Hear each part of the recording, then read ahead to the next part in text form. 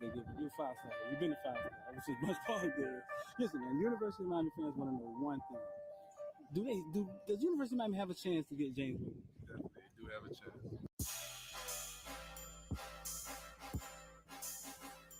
Welcome to South Florida. Yeah. Welcome to South Florida. Welcome to South Florida. Welcome to South Florida. When you on the field, is it pregame? Like, is it ever? Are you ever afraid? Does you ever feel fear, or do you ever feel pressure? Nervous. You ever feel pressure? Not one bit. None of that. No. Who's been your tough defender? Like, who's guarded you the tough? Yeah, who's the toughest person to play? I don't see nobody. I knew this. Nobody. Man, he was gonna give it the damn hood.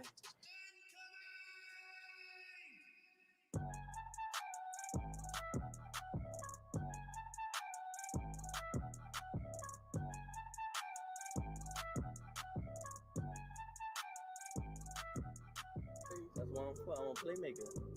I love receiving. I love to catch the ball. I love to go over people's head. Yeah. You know, so I just got to do what I do. University of Miami, they land you, and then they land the number one. We call him football player, number one player in the nation, James Williams. Yeah. Both playing the same position, right? How do you envision that working? Are they telling you how that's gonna work, or? Well, I feel like me and James two different safeties. Uh huh. And I'm more of the ball hogging safety. He's more of the rangy playing, like you couldn't say like in the box, but like a strike.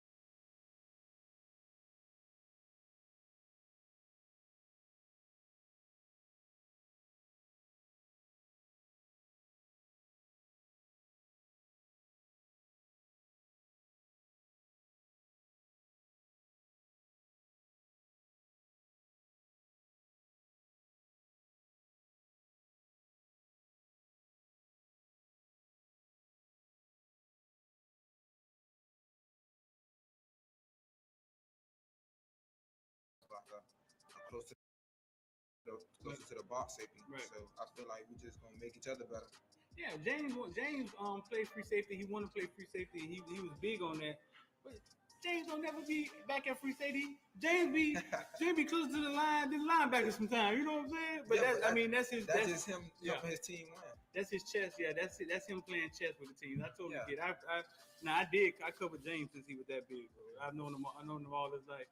I just feel like every time it's just man on man. If he wins the battle, then that goes to play. He doesn't break on the run, or if this person like doesn't take that step, or certain things. It just I feel like you beat your man every play, Right. you got the best chance to stop any team, or vice versa. Yeah. Yeah. 5-star. Lean loyalty.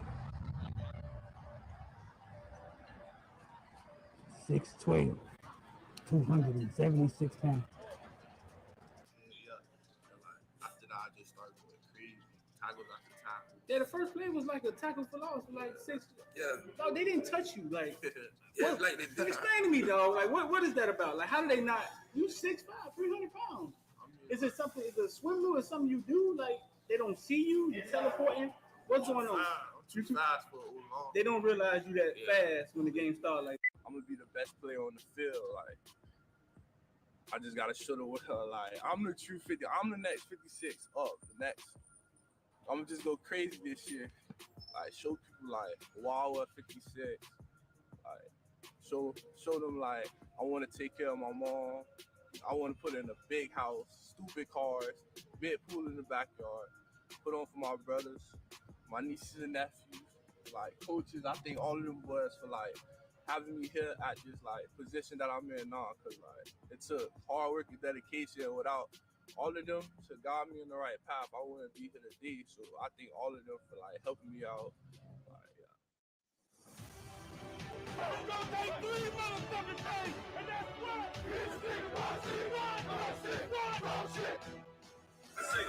Big time players step up in big games. All the criticize and all that is over, baby. Big time players step up in big games. What's going on, man? I clicked the wrong button for a second there, man. All right, bro. Listen, man. I'm deep. We about to talk about everything from Bitcoin to ball. First thing first. 786-459-4999. Y'all want to get down with IOD Squad? The link is in the comment section already. Pinned at the top. Y'all want to get down with IOD Squad? That's what we trade. Talk about NFTs, cryptos, bunch of information in there. We're in the Tesla trade right now. I think we're up 5% on the Tesla option. And if you think the stock market is crashing and you can't make money in the market right now, you're wrong. Okay, get that out of the way. Next, Olaus Alinen. I'm gonna bring my boy Rich in here, and we're gonna get into something a little bit, man. 8-4 is 8-4 acceptable. I'm gonna bring my boy Rich in here right now. We're gonna talk about Olaus Alinen this morning. Rich, what's up, bro? Yo, what's going on, man? Chilling, man. Chilling. So this morning we get up 9 o'clock in the morning. Where was Olaus? Was he in Finland or was he in Connecticut this morning? I have no idea. For me, I saw it in the chat that he didn't Get up this commit morning, to. Pat. Huh? You saw in the chat that what?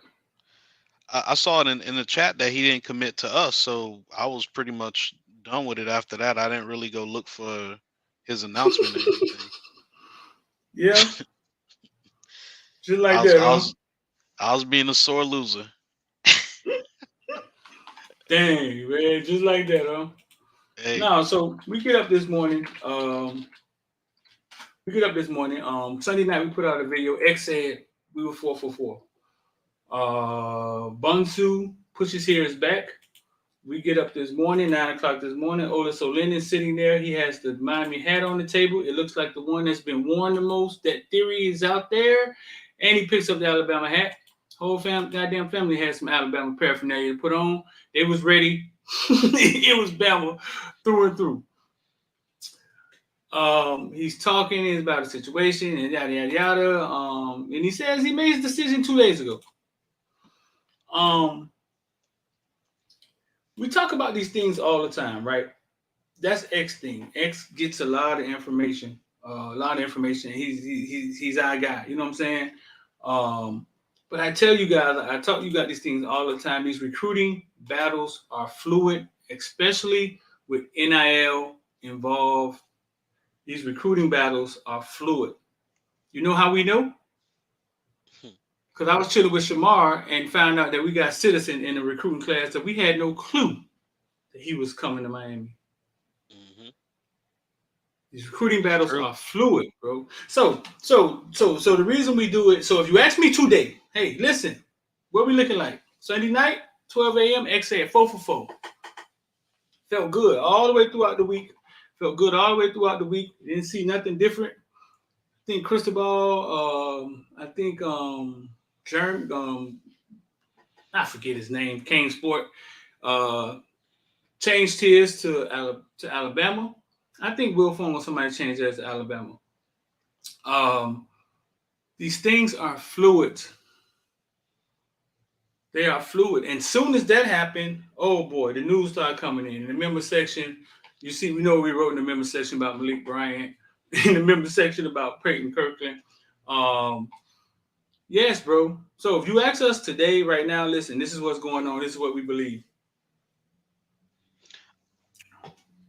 But a lot of situations are fluid, and money can change something. It don't always have to be money. I'm not finna sit up here and do the money thing, because when your team gets somebody, you never say it's money. Okay? No, you don't. Right. Right, but I always say, listen, these recruitment's gonna look weird because money is involved now. So a Rashada may end up at Tennessee. The running back may end up at Louisville. Um, so listen, man. So yeah, I just wanted to touch on that, man. I look at Olaus Alinen, man, and I wouldn't be surprised if he never touched the field at Alabama. Rich, what you think? You say you would not be surprised? I wouldn't be surprised if he doesn't touch the field at Alabama. I think this stuff is playing chess. I think these schools are sitting around and saying, "Hey, listen, man, what we got to do? Fly up the planes, gas up the plane, because we're not gonna just keep letting Mario. We know he works hard and he's a hustler, but we can't just keep letting him win in the media over Not and over and over again." You know what I'm okay. saying?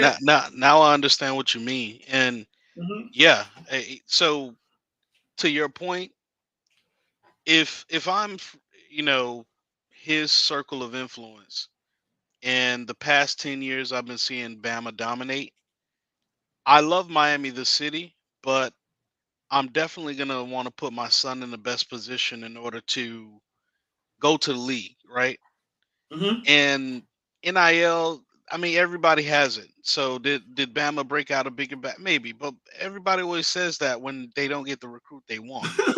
Right. Um, I would more so say you're absolutely right about playing chess and the fact that you don't want all these four-star linemen going to Miami, 6 to 7 of them. I Right. mean, you're gonna. Wait, That's a hold it down, Rich. Hold it down. Keep talking. You can talk, bro. yeah, yeah, yeah. Like you're going to get your So doctorate, dog. Go ahead, talk. so that's a huge thing because if I'm sitting there and I'm anybody in the SEC, if I'm Florida, if I'm Bama, I'm trying to gain up on Miami to make sure that they don't get the top players. And I would say this: we did have an issue with bringing in Monroe Freeling, bringing in Peyton Kirkland, and what positions are they going to play? We all want Mr. Pancake Man, right? However, behind the scenes, and Alabama probably knows that they're probably not in it for Okunlola. They know that they're not in it, so they're like, if we ain't gonna get Pancake Man, we got to get somebody. You know what I'm saying? And you're absolutely right. Lennon might be a fifth-year senior going to Alabama. He might not touch the field until year 3 or year 4. So it is what it is, because they do have a lot of linemen that basically everything that we're doing right now, they've been doing the past 10 years. So it's going to be a lot of depth in front of them. But I say he does touch the field because you can't teach 6'7", 325 pounds. He touches the field, but does he touch the field as a sophomore? Hmm, I don't know. Right. Hmm. You look at his film, and he's very he has a lot. But he's a high school kid. I totally get it, and he has He's great. time. He's over there. He's He great in has the run time. game. Mm-hmm. Great in the run game. Not good at all in the passing. Not out. Not. I wouldn't say at all. I would say Mm-hmm. he's not good in the passing game. And he has the upper body of a tackle, but he has the feet of a guard. He's not a dancing bear.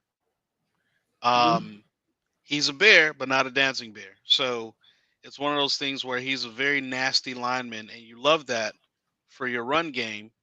Um, it's just when you start to get technical, when you start to pull your tackles, and you start to have your tackle do different things and combo block and stuff like that. Because of you know, he's one of those linemen that you're probably gonna have take dancing classes or something so he can get light on his feet. Right. Um, so it is what it is, and so yes, I wouldn't. Once again, like I said yesterday, he's not a Falenta Carswell type project kid, right? Not Mm-hmm. that he's not the Scott projects. You know what I'm saying? He's more so um, the projects up in Hollywood somewhere or Miami Gardens somewhere. So not your you know. just project kid, but he does have things he needs to work on. And that's what every recruit. You got things you need to work on. His is just it screams out to you when you see his footwork. But I have to say this. Okay. Congratulations to him. We don't want to get lost in that. Congratulations to Olaus Alinen, and that opens the door for us, right? That opens the door for taking Peyton Kirkland in this class. That opens the door even more for Monroe Freeling out of Mount Pleasant, South Carolina, Chucktown. Freeling looks good. He looks like the real deal, and he's the number one player in South Carolina. So, it's going to be a lot of people battling for his services. Hopefully, he comes down to South Beach and comes to play with some dogs and make the crib great. Then you got the Tommy Kinsler kid who looks like he just wants to be at Miami. Um, I would say, that kid will definitely be able to play guard and do his thing. And the prize of them all is Mr. Pancake Man, Mr. Sam, Okunlola, right? Samson. Samson. That's it. That's everybody's. That's everybody's main get. So, I mean, if we can get, honestly, if we got Mr. Pancake Man and you name it, doesn't even matter. I would say we have a top lineman class. But of course, I'd like to get all of them because the game is also about depth. So you want to have all those linemen in your class. Mr. Pancake Man. No, Hey, bro. I just want to get on here and talk about that real fast. We talk about this stuff all the time, but I mean, about recruiting and how it works, and it's fluid. I mean, it's fluid, and I damn sure know one thing: Miami ain't gonna win them all. You know what I'm saying? I know that they're not gonna win them all. But up until now, man, we all are elated. We all are, I'm sure, overwhelmed at the strides that they've been making. Um, absolutely. Overwhelmed. So tomorrow, I mean, it goes down. I think you got 3 commitments tomorrow. I think you got Joe Elguero, Malik Bryant, Bonsu. Um, that goes down tomorrow. And I'm telling you now, phone been blowing up today, bro. These teams are fighting. They're not just laying down. The SEC has woke them up. Hey, get SEC on the phone. Y'all just gonna lay down? What y'all mean? Right. Well, see, I just gonna let them boys run around here, just take what they want to take. They can't stop They, it. they done got in the game. They done got in the game. The Floridas, the Georgias, and they fighting. They fighting. I just think I just believe, man, with everything else Miami has to offer, we have a hardworking guy at the helm. We do. A relentless recruiter that's recruiting with a purpose. He's not trying Yep. to sell you on Eugene, Oregon that he rode around for a couple of weeks before he moved there. That Right. mother told RG3. Yeah, I saw that. That was That was funny, dog. And man. that's some Miami stuff, dog. That's yeah. That was pure Miami right there. That was some hood ish. I know some people I know some that people we can. that'll restart your football career. You want to play? Shit, that was Yeah. some hood ish right there. But I Yeah, love it. well. I love it because he's in touch. When you look at him, it's like just like I said yesterday, man. This is something he loves to do. He loves it from Pop Warner all the way up to the NFL, and you could clearly see it when he talks. It's just a different flavor. So, man, we Mm. lucky. We lucky,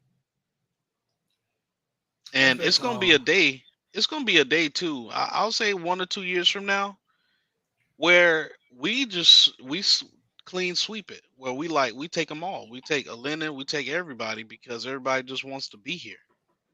So, yeah. Okay, let me get my game face back on. Just got a horrible text. Let me get my game face back on. You got a horrible text. Horrible text. So no, listen, man. In the group me this morning, I woke up, man. Bling, bling, bling. Alerts going off. Alerts going off.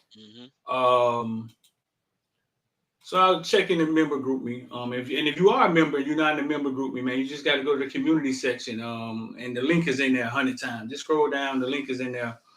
I'll probably try to post it again after the show. They're in there arguing about 8-4. 8-4. And is it acceptable? We got a few people in the back, man, that's gonna come on and state their claim. Ain't gonna have everybody in here yelling. Nah, I'm gonna have them come in here one by one, state their claim, and just hear their side here. Just get their side of the argument. I mean, everybody, in these situations, man, it's like nobody's right. I mean, everybody have their own belief, what they feel, what they think.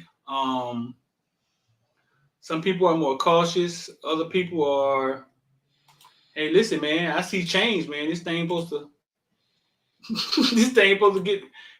get going. Then they start bringing up Urban Meyer. Then now you don't have an argument no more. Right. Yeah. But Mario came through. All in is all in. Okay. There's no in between. There's nothing. And that's what it's going to take from all of us. We're going to be surrounded by the best coaches, and it's time to go to work. Guys, we are Miami. We are the U. But the moment you put on that uniform and you play and you invest the world into that, it's different. It's different. We got to bring it in tight, and we got to bring it. Because when the U is on and the U brings it, there's nothing like it. Because everything is here. I believe I owe it to anyone that wears that U.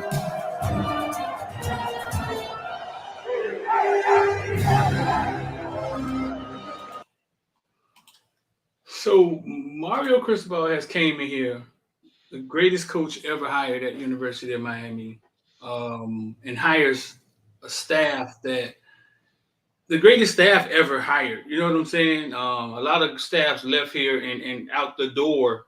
You know what I'm saying? They were legendary and great, and they went on to do great things. But the greatest assembly of coaches I think we've ever had, day one, right off the bat, haven't even took a snap, right?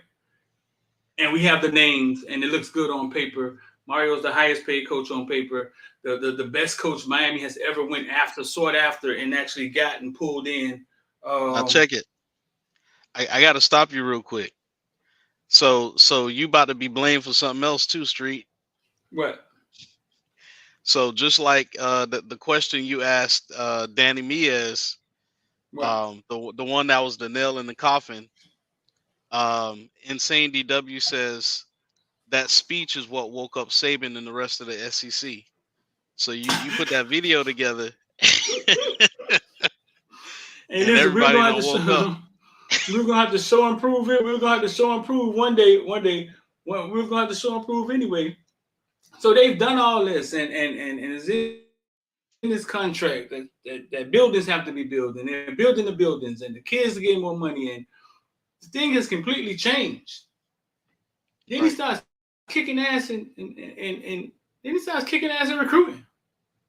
I got done, boy. This must have been the occasion today. We got done snaps. We never had done in here, man. Huh? We got done in the back and goddamn gaming chair, man. They ain't even know Dunn was set up ready to. Man, Dunn look like he do this all the time. Let me get Dunn in here, man. Dunn, boy, you like a regular. Yeah, what's up? You a gamer, bro? Yeah, I'll be on the game. What you be playing? I play Call of Duty, FIFA, some Madden, a little bit of everything. Okay, everybody in the back, man. I'm gonna get all y'all in here. Everybody in the back, y'all just sit tight. We're gonna get all y'all in here. Not at the same time, unless I can figure out a way to do it in this productive. But what it is at everything we see going on, Mario has outkicked his coverage so far. And the question was, I guess this morning I woke up to it in the member group me. Shout out to the members. It's like 140 people in there. The question was, is 8-4 acceptable? Don? I think it's acceptable, but I don't think that's what he's aiming for. Like no knowing Mario, he's trying to win it all. You know, I think he's trying to at least win the Coastal. I think that would be at least his goal, right?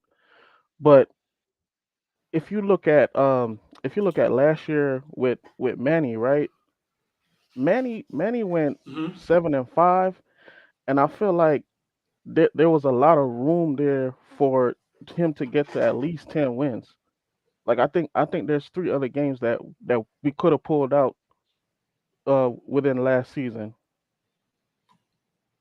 Hmm. So I think So so if they go through the season and the season ends 8-4, you feel what? I think I'm kind of disappointed. I ain't gonna lie, but it would kind of I don't know. It would be iffy. You know what I mean? Like I think you're kind of disappointed because I'm expecting better than 8-4, right? But at the same time, it's not to the point where you be like, ah man, dang, this Mario thing not gonna work. You know what I'm saying? Mm-hmm. Ooh, them names popping up in the back. I hope we don't freeze up. Nah, Rich, hold your thought, Rich. We gonna go. We just gonna go last. Hold your thought, dog. Hold your thought. We got. Hold your thought. So you ain't gonna go crazy if Nah, yeah. nah, cause this my thing, right? When when um when Mario was at FIU, I was a student there, right? Uh And before I got to FIU, man, hey, they was sorry, they was dirt. Like they used to be. I don't know if y'all remember. ESPN used to have that bottom programs thing, and they were bottom of the list. They was 0-23. They were on a 23 game losing streak, right? Right. So Mario came in there, and when I tell you them boys, they have no resources. They was using the same gym that the students was using. You know what I'm saying? And Mm-hmm. within the space of 4 years, he took them to winning that conference, winning the Sun Belt, and they have no business winning the Sun Belt, right? And back to back bowl games, they won one and they lost one, right? And he recruited Ty out there. That was a big get for them. Like Ty and Mario, they literally changed that program around, right? And if you look at the parallels to Miami, he's doing it the same way. He's starting it out with recruiting. You get your pieces in, right?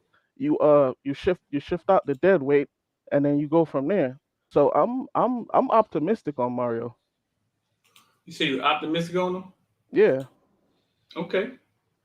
All right. So listen, hold on. We're gonna keep Don in here because Don a regular dog. Don a regular. He a member. He loyal. We're gonna keep Don in here, man. We're gonna bring in 704, man. This man 704. You got to be on the group meet inside of a damn desktop, dog. You type faster than anybody. Yeah, but what you swiping? What are you doing, bro? Like, how do you type that fast? Hey man, I'm just passionate about my Kings, man. I'm on the phone. I'm on the phone Nah. You waking gonna have up. to explain this to me, bro. 704. Where you at? In Raleigh somewhere? Where you at? I'm In in North Charlotte. Carolina? I'm in Charlotte, Charlotte. Queen Okay. City. Got You're to see talking them on the boys play phone? here in December. You talking on the phone? Yeah, I'm talking about when you inside the group me. You're typing on the phone? Like, what are you doing? yeah. Nah, I'm on my phone in the group me. I don't much use the Swipe. desktop like that. So you're swiping or you just typing in the you can't be typing that fast, but you gotta be swiping or something. Hey man, yeah, I'm typing. I'm typing because I don't understand. Like I don't Oh understand my what this boy's god! talking about. So how are you typing that fast? I don't know. I guess when I'm into the topic, like the fingers just get going. So listen, man, 786-459-9499. Want to get down with the investor die right there. Fred Langston said, "Yo, D, I got a question, bro. You struck my curiosity with the investor die program. I need to holler at you. Send me a text, bro. I'll call you when I get out of here. You and the other person, and we could talk about it, bro. And I'll explain it to you. But I'll tell every last one of y'all. Either y'all serious or you're not. Because if you're serious, then you're gonna get in there, apply yourself, watch us trade, and you'll learn. And then eventually your eyes are open, and you'll be like, "What the fuck was I doing?" Um. So listen, 704, 8-4, man. I think I read every aspect of how you felt about this morning. But go ahead and tell the people, 8-4, man. Is it acceptable for Mario to go 8-4 his first season from this point and what you've seen? See, the original question was it successful? And that's what caught me off guard was, are we going to call 8-4 with a Dollar Tree Bowl win a successful season for the Miami Hurricanes? And I just don't think that the program is that far down. Like, usually when we see coaches and they got to rebuild, the roster's bare because, the coaches have been losing, so they haven't been able to bring in good players. But Street, like you asked, Danny Miez last year, Miami's had the best recruiting classes in the Coastal, put the most players in the league in the ACC for however long it's been. So they got the talent. So I'm like, if they went 7-5 last year with 3 games that they came down to the last few plays, and you got the best coaching staff, arguably in the country on paper at least, how 8-4 successful? Like, I ain't gonna fly banners over 8-4, but it's just another disappointing Miami season. Hope to get better, but I wouldn't call it like the standard or the bar for I need Mario Cristobal to win 8 games. I can't do it. So if they go 8-4 this season, you saying you feel it's an unsuccessful season? I think it's a disappointing season, honestly, because it's just another season. Like, are we comfortable with what Miami's been for like the past 15 years? If so, then I guess 8-4 is acceptable. But I just haven't been able to move off the standard that they got the most talent in the Coastal and that they got Uh-huh. the coaching to match the talent. So we should see something. Because I'm trying to figure out where their losses are. Like, yeah, we It's can different say ways. 8-4. So 8-4. That's just the regular season, right? Is that what you're saying? So you're saying they got to use the 4 people in their regular season, exactly. Like, all and right, that's we got A&M and Clemson. Those are some measuring sticks, but we really talking about North Carolina at home. We gonna lose to them 4 years in a row? oh my god, that Like we hurt. gonna lose to Yuck. North Carolina That four part. years in a row? Wow. We've lost to them 3 years in a row. 3 years. Howell beat them all 3 years. That part.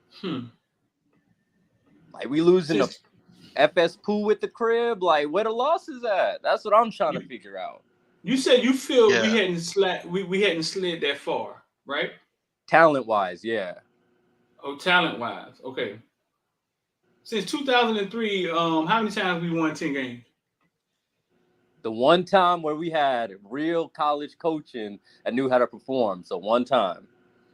One time. 8-4, unsuccessful first year. Well, check this out. I just want to say this real quick to put everything in context. Our first 2 games are gonna be Bethune Cookman and Southern Miss. While Southern Miss is not necessarily a pushover, it should be a pushover for us. We got Texas A&M, which is going to be a battle. We got Clemson, which is going to be a battle. And right after Clemson, we have Pitt, which is going to be a battle. But they come to us. Of course, we got Florida State, which is a rivalry game. Outside of that, Georgia Tech is missing some of their key pieces. They had some guys transfer. I don't expect them to be good. Virginia has a first year head coach. Um, he was the Clemson offensive coordinator, but they just simply do not have the talent we have. You got Duke, that's going to be a win. You got Virginia Tech, who I think they're changing guard. They might be their coach might be in their second year, but they simply don't have. They're not stacked like that. They don't have the talent. North Carolina's missing their quarterback from last year, Howell, plus a lot of pieces. Their running backs are gone, their receivers are gone. So they're rebuilding on offense, to be honest. Um, so we have 4 games out of a possible 12 that could could be primetime games that we'll have trouble in. But one of those games is FSU. And to be honest with you, we lost a nail biter to FSU last year, but we lost because we wasn't prepared to play. So that's way different. We were still trying to figure out who we were as a team. Um, so really, honestly, we got 3 teams. We got A&M, Clemson, and Pitt. We don't play NC State this year. So really, those are 3 potential losses. And to be honest, the way that we handled Pitt and with them losing their all-world quarterback last year, I don't see why that's going to be a loss. So that's why I say 10-2 potentially. But Mario talked about mental focus. Arkansas beat Texas A&M last year. TVD is just as good, if not better, of a quarterback than Arkansas has. We damn sure got better pieces at running back and I'd say and receiver than Arkansas. Offensively, we're good. Defensively, we got a much better secondary than Arkansas. I don't see. Here, Rich, go. Here we go. How many losses you see, Rich? I see. Here we go. I potentially see 2 losses. Here we go. 2 losses.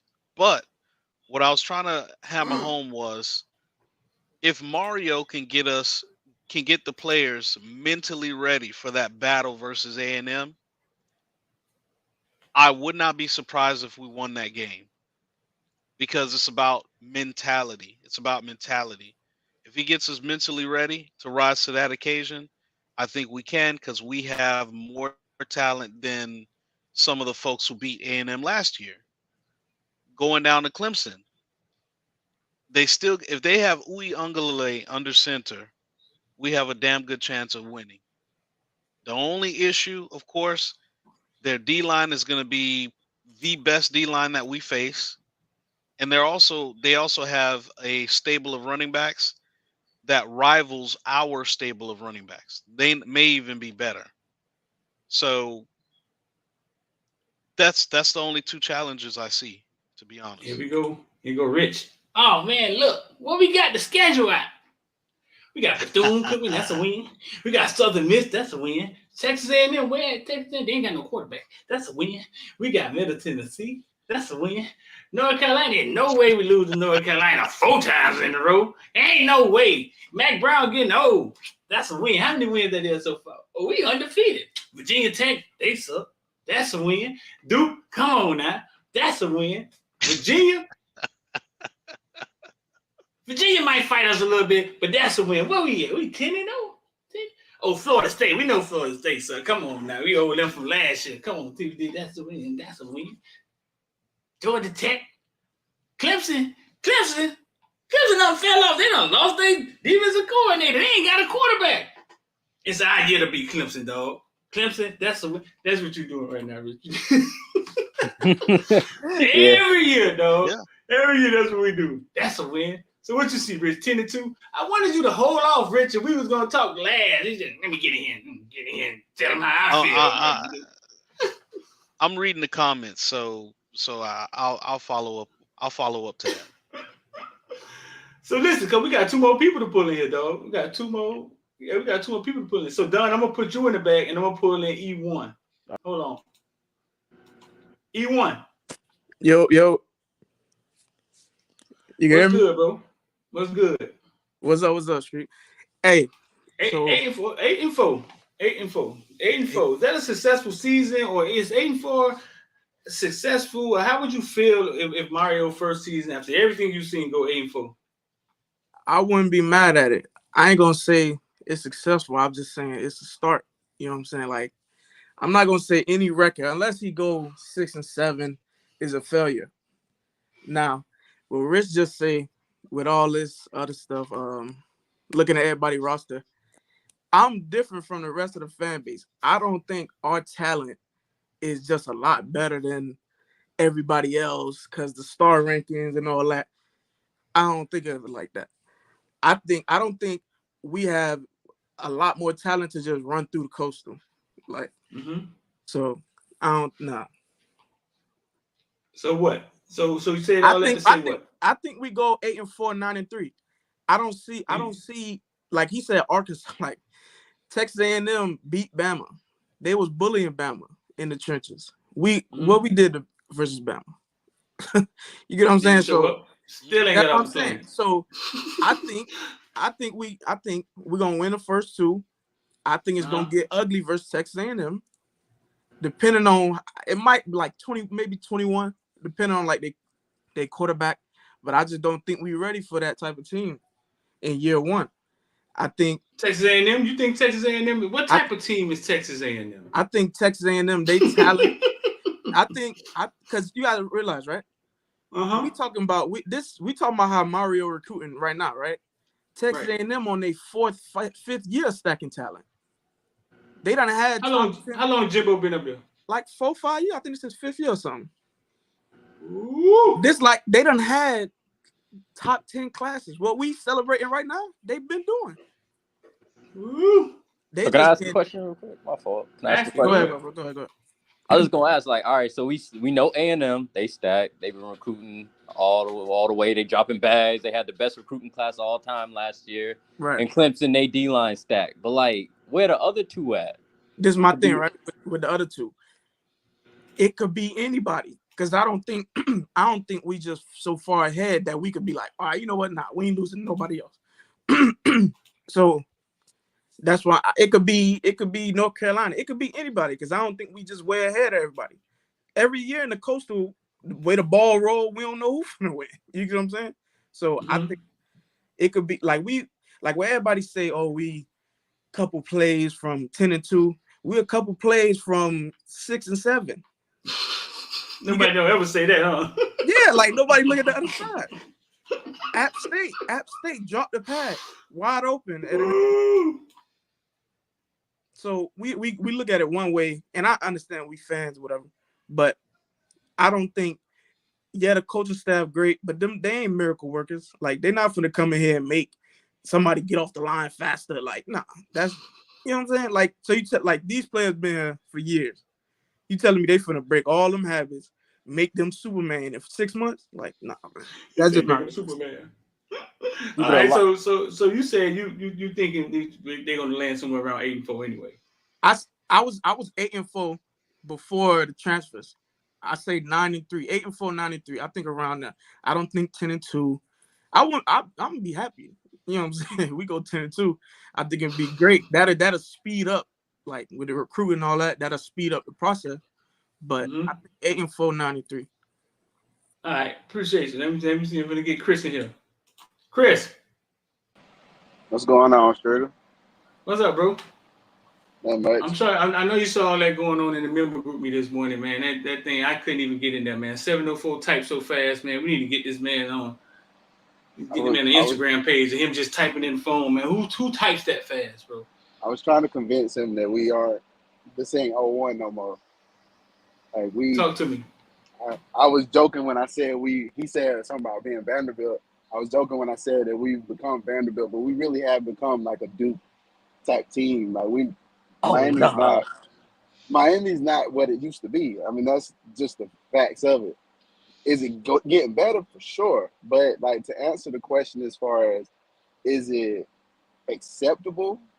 I don't think 8-4. Let me slow you down. You said we have became like Duke. He said Duke or Vanderbilt, right? I'm saying like to the point to where I get what you're saying. We're not winning. Yeah, like we ain't won nothing since Duke won the ACC, didn't they? We ain't won since I've been in elementary school. Didn't Duke win the ACC? Got to the ACC championship game and got beat or something? Yeah, they've been to the Coastal. Yeah, they got to the game. They lost? They lost. They won the Coastal, actually. They won the Coastal and they got to the championship and lost to who? I think Clemson or Florida State. I can't remember. It was one or the other. Okay, go ahead. But like as far as whether or not it's acceptable, I don't look at 8-4 as being acceptable, but I do think it's reasonable. As far as You like, think it's reasonable? I think it's reasonable. Like just based off of, if we're basing things off, because people always throw the national championships up and the '01 stuff, and I'm like, if we're basing everything off of the past and where we've trended, like I think 8-4 is reasonable. As far as, I don't think it's acceptable. I don't think any season that you don't win any type of championship is acceptable. Right. But I do think it's reasonable for what our roster has been, how they've been worked, how they've been trained, and how those guys have been groomed. It's going to take more than 6 months to get them to a 10-2 or 12 win team. I don't think that's something that you can do in a year. You're installing a new offense, new defensive terminology. I think the defense is similar, but it's not the same defense. New defense of terminology, things like that. These players are learning new stuff. Even TVD, like, I don't know if he's going to catch on to the offense as quick as we all think he will. Like, this is a completely different. He's been running RPOs for the past 2 years. So Right. it's a completely different system. And I think that's the stuff that we don't really take into account, to where it's like, oh, I see North Carolina, and North Carolina, they ain't got their quarterback no more, but North Carolina also has been recruiting good. Like, they've recruited better than Miami a couple years when The Manny was last there. I 2 think, years, I think, yeah. yeah, so it's not like, oh, it's just some scrubs on the other side of the field. Like, they've been recruiting well too. Pitt still got a good defense. That's where they hang their hat on. Their defensive line is always good. Like, I don't think it's just, oh, we finna run over. Like, I don't think we're gonna be 8-4, but I don't see it being impossible for them to be 8-4. I think that's where I'm at with it. Don, I saw your face. I saw your face when he said we was like Vanderbilt or Duke, right? What was you thinking, bro? Yeah, I don't necessarily agree with that with the Duke thing. Like Duke has been like consistently like bottom. You know what I'm saying? They had one run when they made it to the coastal. Okay, fine, but Miami's not consistently bottom. They're consistently average, but they're not they haven't got that low. No. Nah, I don't think they've got to a Since Duke low. since since 2006, Duke has been 7-6, 5-7, 7-6, 94, 76, 6-6. 2012 they were 75. Then they went 94 in 2013. In 2014 they went 6-7. Yeah, so the last time we've been under 500 was Manny Diaz's first year, right? Uh huh. And if you go before that, you we got a 10-win season, right? We got an 8-win season. We got another 8-win season. Right. So we're not that low, you know. So from 2015 Duke was 8. So listen, those numbers, that record I just wrote, those record I just was reading off, that wasn't Duke records. That was our record. I don't think it just sounds like mediocrity. And you don't know if it's Duke or Virginia or Miami when you hear those numbers. Right?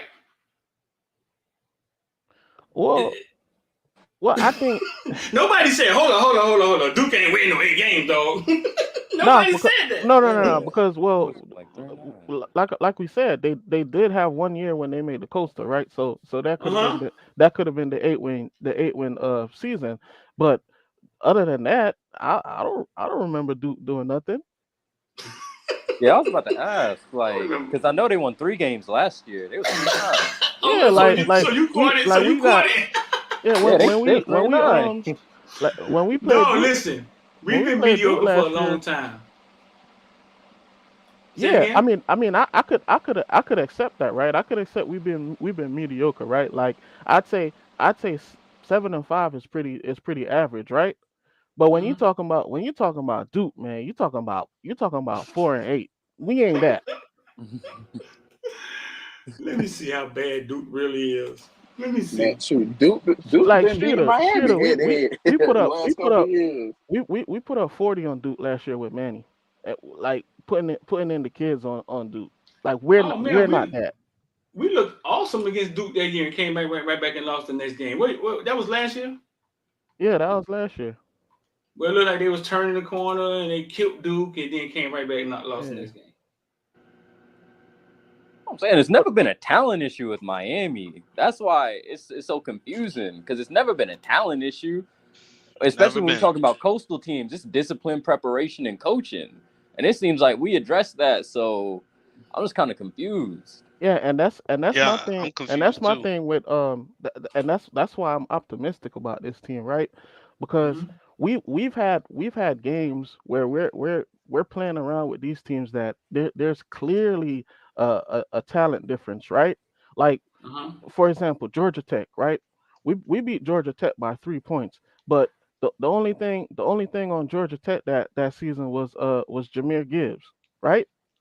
Right. Hmm. So you're telling me that we don't have a competent enough coaching staff to game plan to stop Jameer Gibbs? Right. Jeff Yeah. Jeff I Sims think we Jeff do. Sims was hurt. I think we do, but I also think that we're talking about 3 years, what 3 or 4 years of Manny and what was going on there in those kids' heads. Some of those kids think that's what college football is, what they saw. I'm sure some of them just went through a culture shock. Well, let me say With this real quick, Mario. because I definitely want to get this across. It was something that somebody mentioned. Vet Talk mentioned. Look at what Michigan State did. Michigan State don't have Charlie Strong as their linebackers coach. They don't have Jason Taylor. They don't have Ed Reed. They don't have Mario. Look what they did. I would say I'm right there with you. Um, I'm right there with you, Don. I mean, coaching was the reason why we wasn't winning a lot of these games because we would sit here during the season as fans and we would all be like, "Why the hell did they do that?" We would be up by 14 points and then we'll come out in the second half and for some reason we would not play the same and we would end up winning by 3 points. Sometimes we would go into games and the guys would not be mentally prepared to play. We went through all that stuff, and a lot of that is how you prepare the kids to go in the game. That's coaching. That's coaching. Mm-hmm. Look at our running back room now. Look at what we're doing on both sides of the line. Look how much better the line has gotten in one spring practice. I mean, I'm telling you, sometimes you just got to see it, right? I remember you said this, Streeter, when you see a kid, like when you see James Williams, and you like, listen, James Williams is a 5 star. Mm-hmm. And you say that because you could close your eyes and think and say, what who does James Williams look like? And you could be like, okay, my comparison is XYZ. Yeah, that's a he's a 5 star kid. Mm-hmm. You got to do the same thing about coaching too. Yeah. When Saban went to Bama, everybody knew that it was a matter of time. Everybody was like, "Man, we about to win the SEC," and he didn't do it the first year, but they did it the second year. And I think the conference that we play in, the talent that these conferences have, like I saw somebody in the comment talk about Virginia. I saw this in the chat the other day. Well, today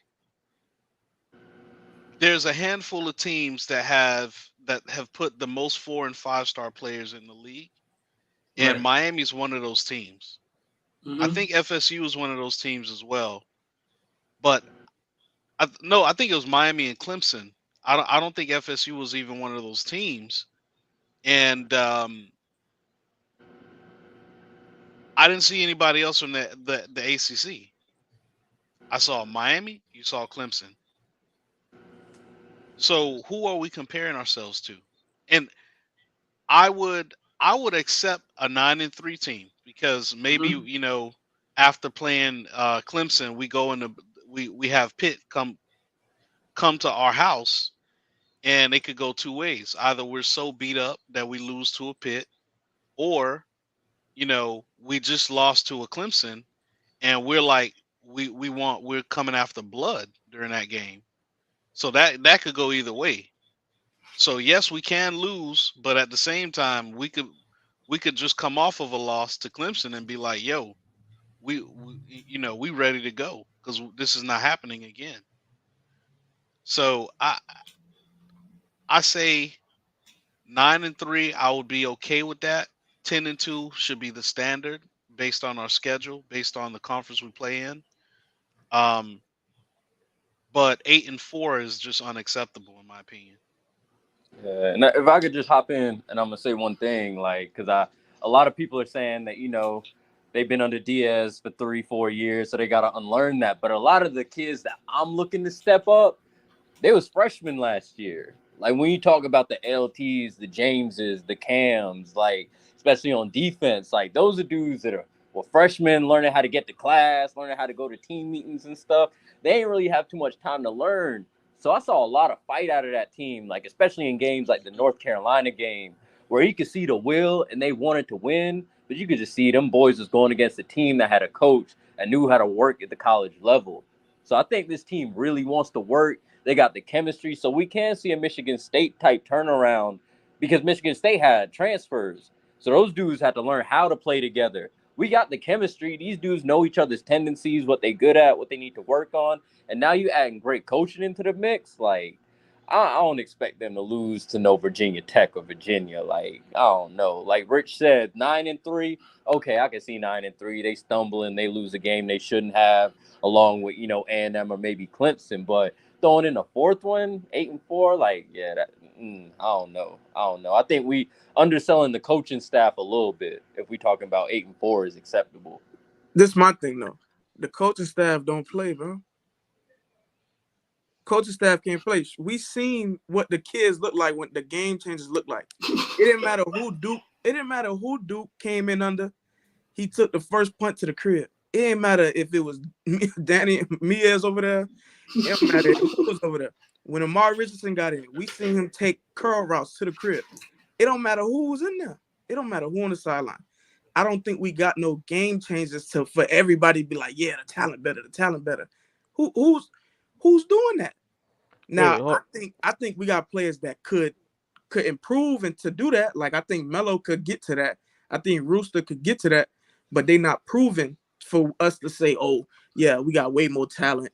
We got this. I don't see it. I seen these same O-line we about to put out there.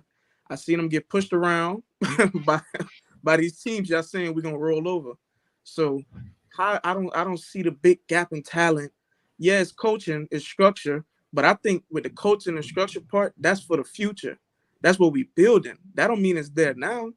Charlie Strong, he only been there 3 months. You tell he finna make Flag a better player in 3 months. Hold on. Why you call that man out like that, man? I want to push back on that's that. where to go at. I want to push back on that because we saw what James Williams looked like when he got in the game, right? We saw what Leonard Taylor looked like when he got in the game, right? I agree. We saw what Avante looked like when he finally got in the game, right? Like ain't nobody else breaking on that ball like Avante did when he got that pick. But that come down to that come down to coaches, right? Getting them boys ready to be on the field and play. That's where the coaching aspect comes in. I agree. And you said we don't have trenches, right? But Mario got here. Mario took 2 transfers on O line, and he took about 4 transfers on the D line, and he took a transfer linebacker. So I mean that's trenches right there. I got my own opinions on. I like a couple of them, but I don't. Did he get who he got? Like them ain't game changers that he got out the portal. Them is good starters like Mesidor. I think Mesidor gonna be our best D lineman, but them is who is them? Like I don't think they just Mesidor is all conference where he left. Yeah, I think he the best one. I don't think he a game changer. That's gonna win us the game. Jackson is West Virginia best defensive player. Right. Jackson is That- 6'6", 320. That's a gap plugger. You see how you say that, Street? And then, Mm-hmm. so is West Virginia better than them coastal teams? I would think so. Yeah, I think so. West Virginia. So, Yeah. so if we compare ourselves to, we say we can't compare ourselves to Pitt and them, and then we get West Virginia best player, and then that change something. See, I take exception with him being our best D lineman. I don't know if he better Who, than who, Michael who, Taylor. who this my thing with LT. I think he gonna put it all together next year. I think he need another year because Mm-hmm. what everybody's saying and what we seen in the spring game, I don't see like I think he has potential to do it, but I don't Yeah. just see it's different in the trenches, bro. You're not like it's a different scheme. You're not just coming in. Rarely people come in and just push dudes over like that. Like I mean, I don't necessarily disagree with you on that, but then that's where I throw back at you. We took a 6'6", 320 guy for that was wreaking havoc at Maryland, right? I Mm-hmm. like him. I that's a gap plugger right there. Like This Mario is shoring up them trenches. I think the D line gonna be improved, but I don't think it's improved enough to just be like, yeah, we got the best D line in the coast. We gonna run through. We gonna push everybody over. I don't think it's that. I don't think it's a gap between us and the other coastal teams to where it's like this is a disappointment if we lose. We could lose to Virginia Tech or Virginia, and we just lost. Like it ain't like oh we way better. I don't see the talent y'all saying. I think we got talent, but I don't see the gap, especially with how they've been developed these last years. Like Street interview plenty of people. They get in there, they go crazy their freshman year, then they scale back. But why though? Why? So them kids, we saying that's more talented. Yeah, we know them because we from the crib. So yeah, we seen them playing high school, so we know they could play. But this is year 3. Javari Harvey, Gilbert Fry, like you know what I'm saying? Like these, they been there. I don't Yeah, think Why you but think they go back, I'm saying Don? why? What makes them go back?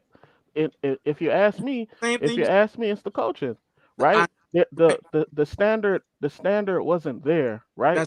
that's There was no accountability, right? It's like, okay, I'll put it to you like this, right? I got two kids, right? And if my daughter does something that she's not supposed to do, right? And I don't say nothing, right. what you think's gonna happen? She gonna keep doing it. Exactly, All right? right. And, So mhm.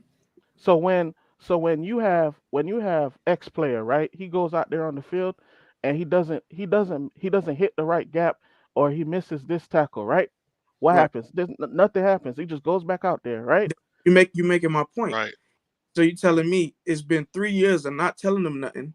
If you say your analogy with your daughter, if you wasn't with your daughter for a year and they Hmm. was letting her do stuff every day, when you first come back and you tell her no, that ain't right, she's not gonna stop the next day. You get what I'm saying? It take time to break them habits. That's what Yeah, I'm thinking. I do agree, but the difference here in this scenario is, right, we have the ability to take those pieces out and put in other pieces. You know what I'm That, saying? Hmm. see, I got So so I don't want to call nobody by name, right? But you seen people hit the portal. no, you're right. But I got see, my opinion and my thinking is different from the fan base. When okay, so say who the starting linebacker? Say Chase, right? Chase Hmm. hit the wrong gap. You take him out. Who you putting in? But okay, Chase wasn't starting, right? It No, I'm just was it I'm, was it you was know, it was Bradley Jennings, right? right. Bradley Jennings was a starter. Okay, So when listen, Bradley Jennings wasn't hitting those gaps, he right. should have been pulled out and Chase should have been put in, but that wasn't happening. Okay, So but there was no accountability. Nobody was held to a standard. I So don't it kept on happening. You see what I'm saying? I don't think our depth is to where like yeah, take him out and put him in. He gonna do better. I don't think we at that level yet, bro. Bama could do that. Georgia them could do that because they stack classes. We Hmm. taking if we take Chase out, we're gonna have to put the like say Chase start. We take him out. We putting the person we was killing last year. I mean that's okay. I could take that, but then you look at we've even had it last year, right? Um, you take out who did you take out? I think they took out 11, and then they put in 34, right? 34 is Mhm. 34 is hitting the gap and making the play. Right. Mhm. What that's but So that's what I'm saying. What and he's still on the team. so What it's that, to me to me it's up to a coach. Like the coach has to have enough confidence in his ability to know that, hey, I'm gonna take this player out, and the person behind him is gonna do the right thing. That's how I see it. Took out King and then Van Dyke, right? Yeah. see, Nobody expected that to happen, but I mean, right, right. I don't No, even think the but coaches knew that. But but then I'm saying, if you're coaching them all the right way, right? mhm. You should at least be somewhat confident in your backup to know that, hey, if this guy gets hurt, I could put this guy in there and he could do a serviceable job. You're You see what I'm right. saying? I don't think we at that level yet. We don't have that depth yet. That's what we building. We don't have that luxury that we could take out somebody. Like we can't take TVD out. We can hope Jake do good. We could hope like we can't just take people out and replace them. And that's why I'm like it's not like that yet, bro. We gotta build that. We don't have that them pieces. Some of these players we got, I don't see. I don't want to like. I respect the kids. These players not Miami standard, bro. Y'all talk I, about I, I don't disagree with that. I some don't of Yeah, I disagree them with don't that. disagree with that. here. When But y'all I say think Miami standard, what standard are y'all going off of? Like, I'm what? see. I'm talking about like the highest caliber of yeah, player. Like the elites. right. Like when we look at our roster, I know we love the kids from the crib. I'm gonna support anyone, but some of these players they not nah. I think if Mario was recruiting, they wouldn't be here. Yeah. But then to push back on that, right? I don't think there's a lot of teams in the coastal that we will face that has that elite talent. And I You, think I and agree. and I I agree. I and I, agree. and I think we have more of it than they do, because there's not a lot of teams that have a James Williams or a Leonard Taylor or a Avante on But their roster. this is my thing. The talent that we let go to waste, they had a culture set for them already, and they was developing them. Hmm. So they further ahead on they building process. You get what I'm saying? So James, like they ain't got no James Williams, Leonard Taylor, but the Hmm. players they got them been through it over and over and over again. So when they get to us, our players done been held back. So that now Hmm. it's an even playing field now. That's why I say it's not a gap. Yeah, when they coming out of high school, we probably got the better player. But when you developing them, Mm-hmm. and Right. the other team is holding them back, it ain't no difference now. See, but where I would push back on that is in the coastal, there's been a lot of either coaching or quarterback turnover. Right. So yeah, they might have had people developing and being there and learning things the right way, quote unquote. But there's gonna be a lot of new faces in the coastal. So I Yeah. think that's gonna widen the gap in Miami's favor a little bit because they got, in my opinion, either the first coach or second best coach in the coastal. Whether you how you feel about Mac Brown determines that, and for sure, I think they got the best quarterback in the coastal. So No, usually when you have those two types of advantages as a football team, combined with the elite talent Miami has scattered across the roster, and they start in 22, I don't know how we saying that the gap is so narrow. I but think Does we think. Miami? Does Miami? Hey, wait up, 1 second. Does mhm. Miami have any turnover? We got new faces. That's what I'm saying. That's what I'm saying, bro. Not We got, Do we? significant in my opinion. Not I don't want to crap on any of the But- kids from before, but in my opinion, I don't know if we lost like real So you're talking about the contributors. kids. You're talking about the kids, and just not the program in general. You're talking about the kids. You're saying other programs have kids. You're talking about the kids, the The roster. kids and coaches. listen, we We got got turnover. We got turnover. I mean, we got positive turnover on the coaching Man, we staff just in did a my Nah, but whole it's but it's motherfucking still pimp my it's ride. We just yeah. remade the whole yeah. program. You You still can't it's say still positive turnover. for Yeah. us, and then their coaches ain't positive turnover. It's still turnover. Yeah, I can see that. It's still turnover. Yeah. And But I think still I'm confident in still. I'm not too I'm not confident to all the way. I think it's guaranteed that TVD just seemingly fit in with Gaddis offense. I'm in wait and see with that. I know he's Broy's Award winner and all that, but Mm. I've everybody, seen yeah, that before, right? We've all seen that yeah, before. like I'm Motherfucker, not. offense change and the quarterback I all of a sudden don't look the same. though. I believe TVD character and how they say he worked.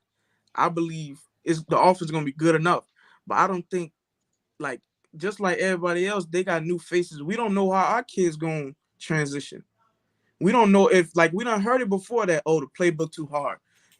We don't know we don't know if we just gonna hop out there and transition well either. So I got a question, man. We're talking all of this because we're excited to have Mario back, right? And we see the work he's put in. We see how hard he goes, even the kids. Everybody see it. Mario, I think his best season was 11-1. He won the Pac-12, I think, twice. Did he make it to the college football playoffs? They was Not quite, no. but They was close, right? They dropped the Yeah. game. I think Mario best year was gonna be this one coming up. Yeah. It probably was. But I see a lot of expectations out of him of things that he really hasn't. He hasn't done yet. You know what I'm saying? But I guess he was 11-1. He was 10-2. Yeah. But yeah, he never made the college football playoffs. Like he hasn't been to the mountaintop. And then when you say that, the next thing people say is, well, he didn't have the talent that Miami has, right? See. Who had better talent? Yeah. Does Oregon has better talent, or does Miami has better talent? Now, for you emotionally answer, I want you to think about this now, because we already did the offensive line. Oregon had a better offensive line talent. Who has better talent? This Oregon with this recruiting beast that we see. They've had them for 4 or 5 years, right? Right. Who roster, if you was to put the roster next to each other, who has better talent? Oregon or Miami? I would say right now Oregon, but when Mario took over at Oregon, I would say Miami had more talent. I would agree with that. I agree with that. But as of Mario took over for who? Taggart? Taggart, yeah. Yeah, Taggart, yeah. Taggart was doing well, wasn't he? Or he No, just they had were- 1 they year, were- right? They were 4-8. year, yeah. They were If it 4-8 wasn't when he took over. us, I think it's in the same ballpark. They had Justin Herbert. He was a 3-star. Fuck what he was. He was Justin Herbert. Nah, they made Yeah, what a they star, made him dude. Justin Herbert, man. Huh? They Who made him? developed Mario him to them? Justin Herbert. They developed Justin Herbert. Yeah. Mario them did that? Please say he did. Shit, I hope so. No, Yeah, they developed him into that. I understand though. Everybody in the honeymoon stage, you know what I'm saying? Everything glitz and glamour. When that first L hit and y'all like Texas A&M and y'all see where we at, y'all gonna see. Y'all gonna realize that says Oregon then and now. right now it's not close. I think they Nah, have. not that 4-8 team. That 4-8 team wasn't better than our Miami team. Nah. Now they got it by far. When he came in there, he got Sewell out there, Justin Flodem, Thibodeau. Like he built that roster up. I think they were ready for war. I think what happened to Oregon this year, and he was I called it. I think what happened to Oregon this year, they were checked out. Was once all the Miami talk started happening, and we had started getting word that only thing they talk about on Oregon campus is Mario might be leaving, and this was before they played Utah. Utah. The first time. It was before they played him the first time, and I said it right on here. I say, listen. Yeah. I remember that. They're finna lose. They're not gonna be ready. I said it twice. I said it twice. I said they're finna lose. I got a question for you though, Street. What about the other years when they dropped games?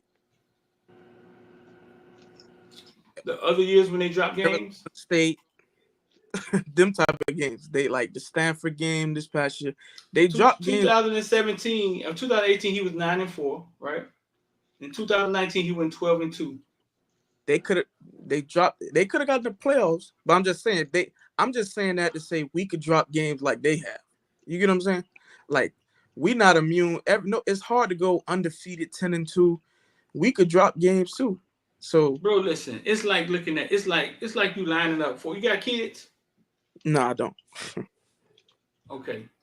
If you got kids, it's like lining up. It's like having your kids. You got your little 7-year-old son, and you've been teaching him how to box. You don't even know how to box. You've been teaching him how to box and fight, and y'all been wrestling his whole life. And then you line up 4 other 7-year-olds, and you say, your son finna fight all 4 of them 7-year-olds. What is the record gonna be? Oh yeah, it's kind of hard for you to see your son losing. You know what I'm saying? That's kind of how people are with their teams. But we know what really happens. That's why I said, What really happens when the season starts? right. That's why I said we're gonna get humble when Texas A&M line up. We're gonna be like, okay, we got to build this thing. You Yeah, really but the think thing highly is, of Texas A&M, huh? hold on. The thing is though, right? No, nobody is really debating like Texas A&M and a Clemson. Clemson. Like Oh, nobody's really debating that. you'll be But surprised. but when you tell me about like Virginia and those caliber teams, nah, I'm pushing back on that. We gonna have to line that up. I think we could beat them, but I don't think it's a big gap like y'all saying to where it's a foregone conclusion that yeah we're gonna beat them. Like I don't. We look at like Street said, we look at the schedule every year. We're gonna win this. Oh, it's only 2 losses on there. It's only 3 like it don't work like that. Football don't work like that. You got to play, and our play hasn't been up to par. So I can't just say we're gonna just roll over in them games.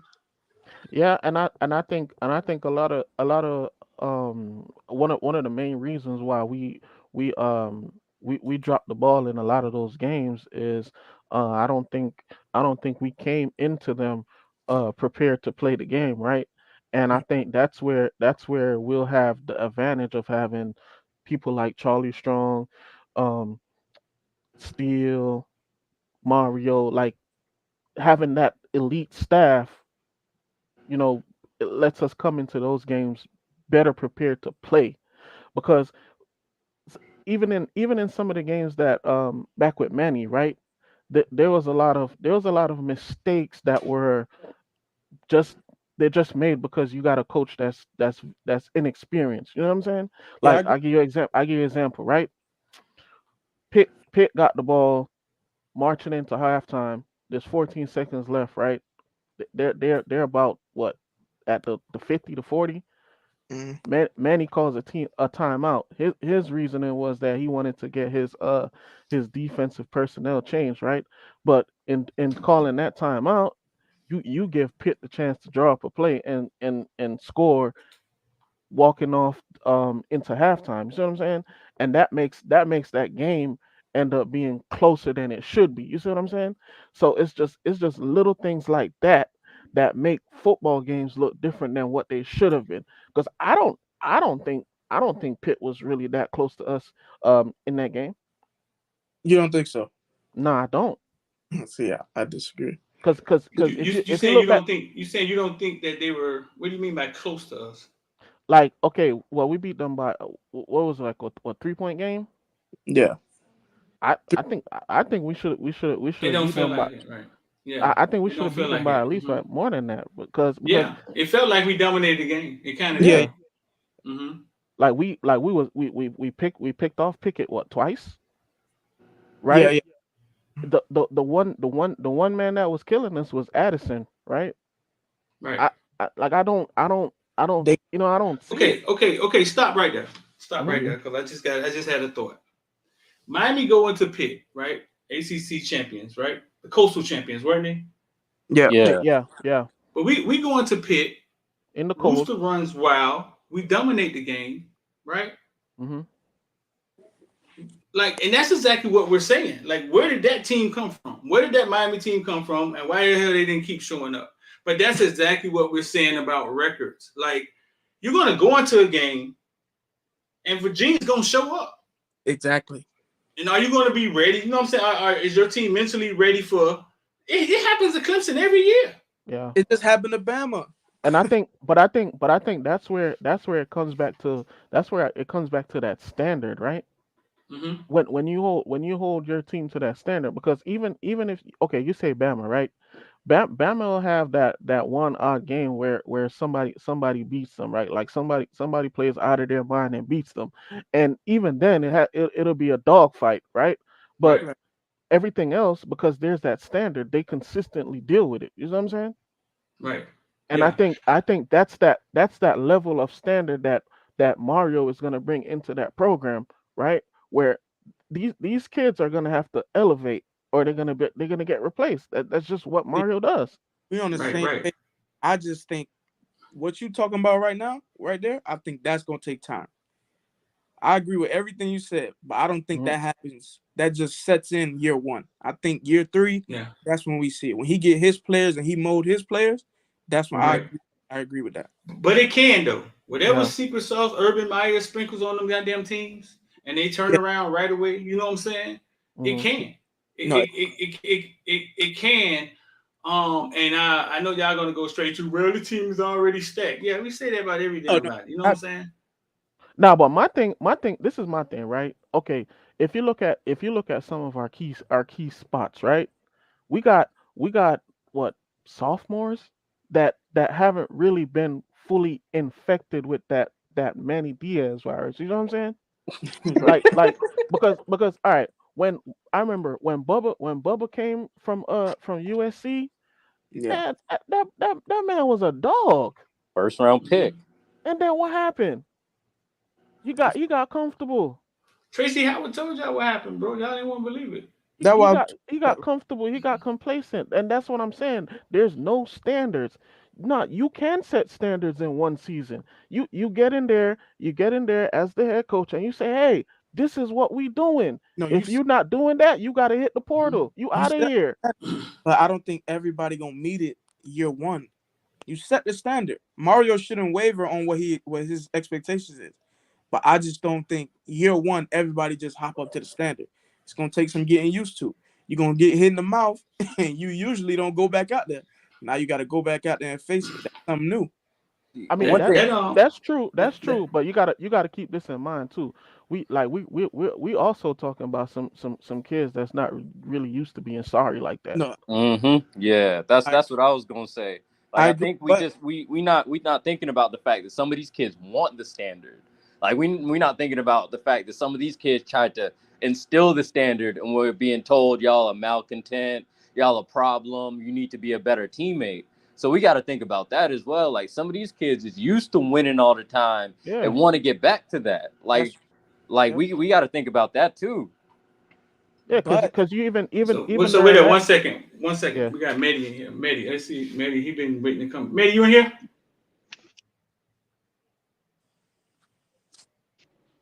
Medi, Y'all say can hear something me? if you're ready. Yeah, Y'all yeah, we can can hear hear you me? now. Yeah. Yeah, I'm here. You good? Yeah, I'm good. I'm good. So Medi, you was another one that was in that typing fast and long. You and 704 was going at it all morning, man. uh, 8-4, bro. What were you saying about 8-4? Before I get to that, someone was talking about standard, and I stand to ask the question: has the person, I don't know who said it, but has the person who said that ever set a standard for any other group of people? Because yes, I absolutely agree. A standard does need to be set, but has anybody actually ever set a standard? Now, Street, me and you, we know obviously we military guys, so we understand standards, upholding standards, things of that nature, just because the nature of what we did and what we do. But I'm asking for the stance of anybody else in the room. So when I say what I say, I don't offend anybody's intelligence. Yeah. I Has mean I anybody else mean ever? I was the one that said the standard the Mhm. standard thing, right? And like I said, I got I got two children, so I guess you could Yeah. say I set the standard for them, right? Okay. Because they're young and impressionable, correct? Yeah. Ooh, we Yeah. finna get So deep in here, boy.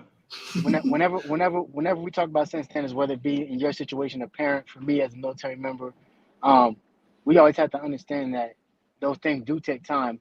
And when you set a standard, Mario said it best pretty recently. When you lower your standards, you lose your winners.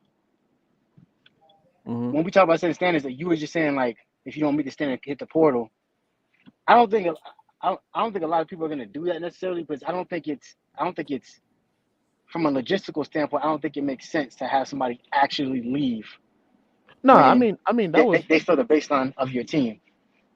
But what I do think is this: the standard was set in those early 2000 teams by understanding that if you didn't meet a quote unquote standard, someone was going to take your spot. And that yeah. person might have been a underclassman. And pride kicked in for a lot of those people. And that's what the standard was set. Like, I'll be damned if I'm letting Frank Gore take my spot. I know Frank Gore is nice. I understand that. I've seen Frank Gore play. He's friends with my cousin or something like that. Or he is my cousin. I'll be damned if Frank Gore come and take my spot. So I got to elevate my standard to ensure that he don't come in here day one as a true freshman and take my spot.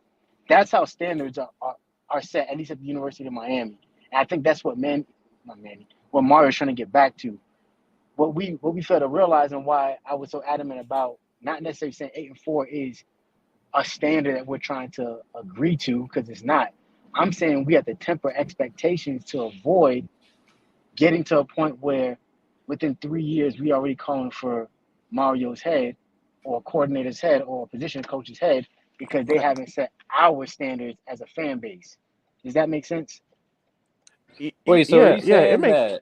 Wait, so hold on. Sorry, I didn't mean to cut you yeah. off. Go ahead, So go are ahead. you saying that the standard for the first year is 8-4? Is that what you're saying?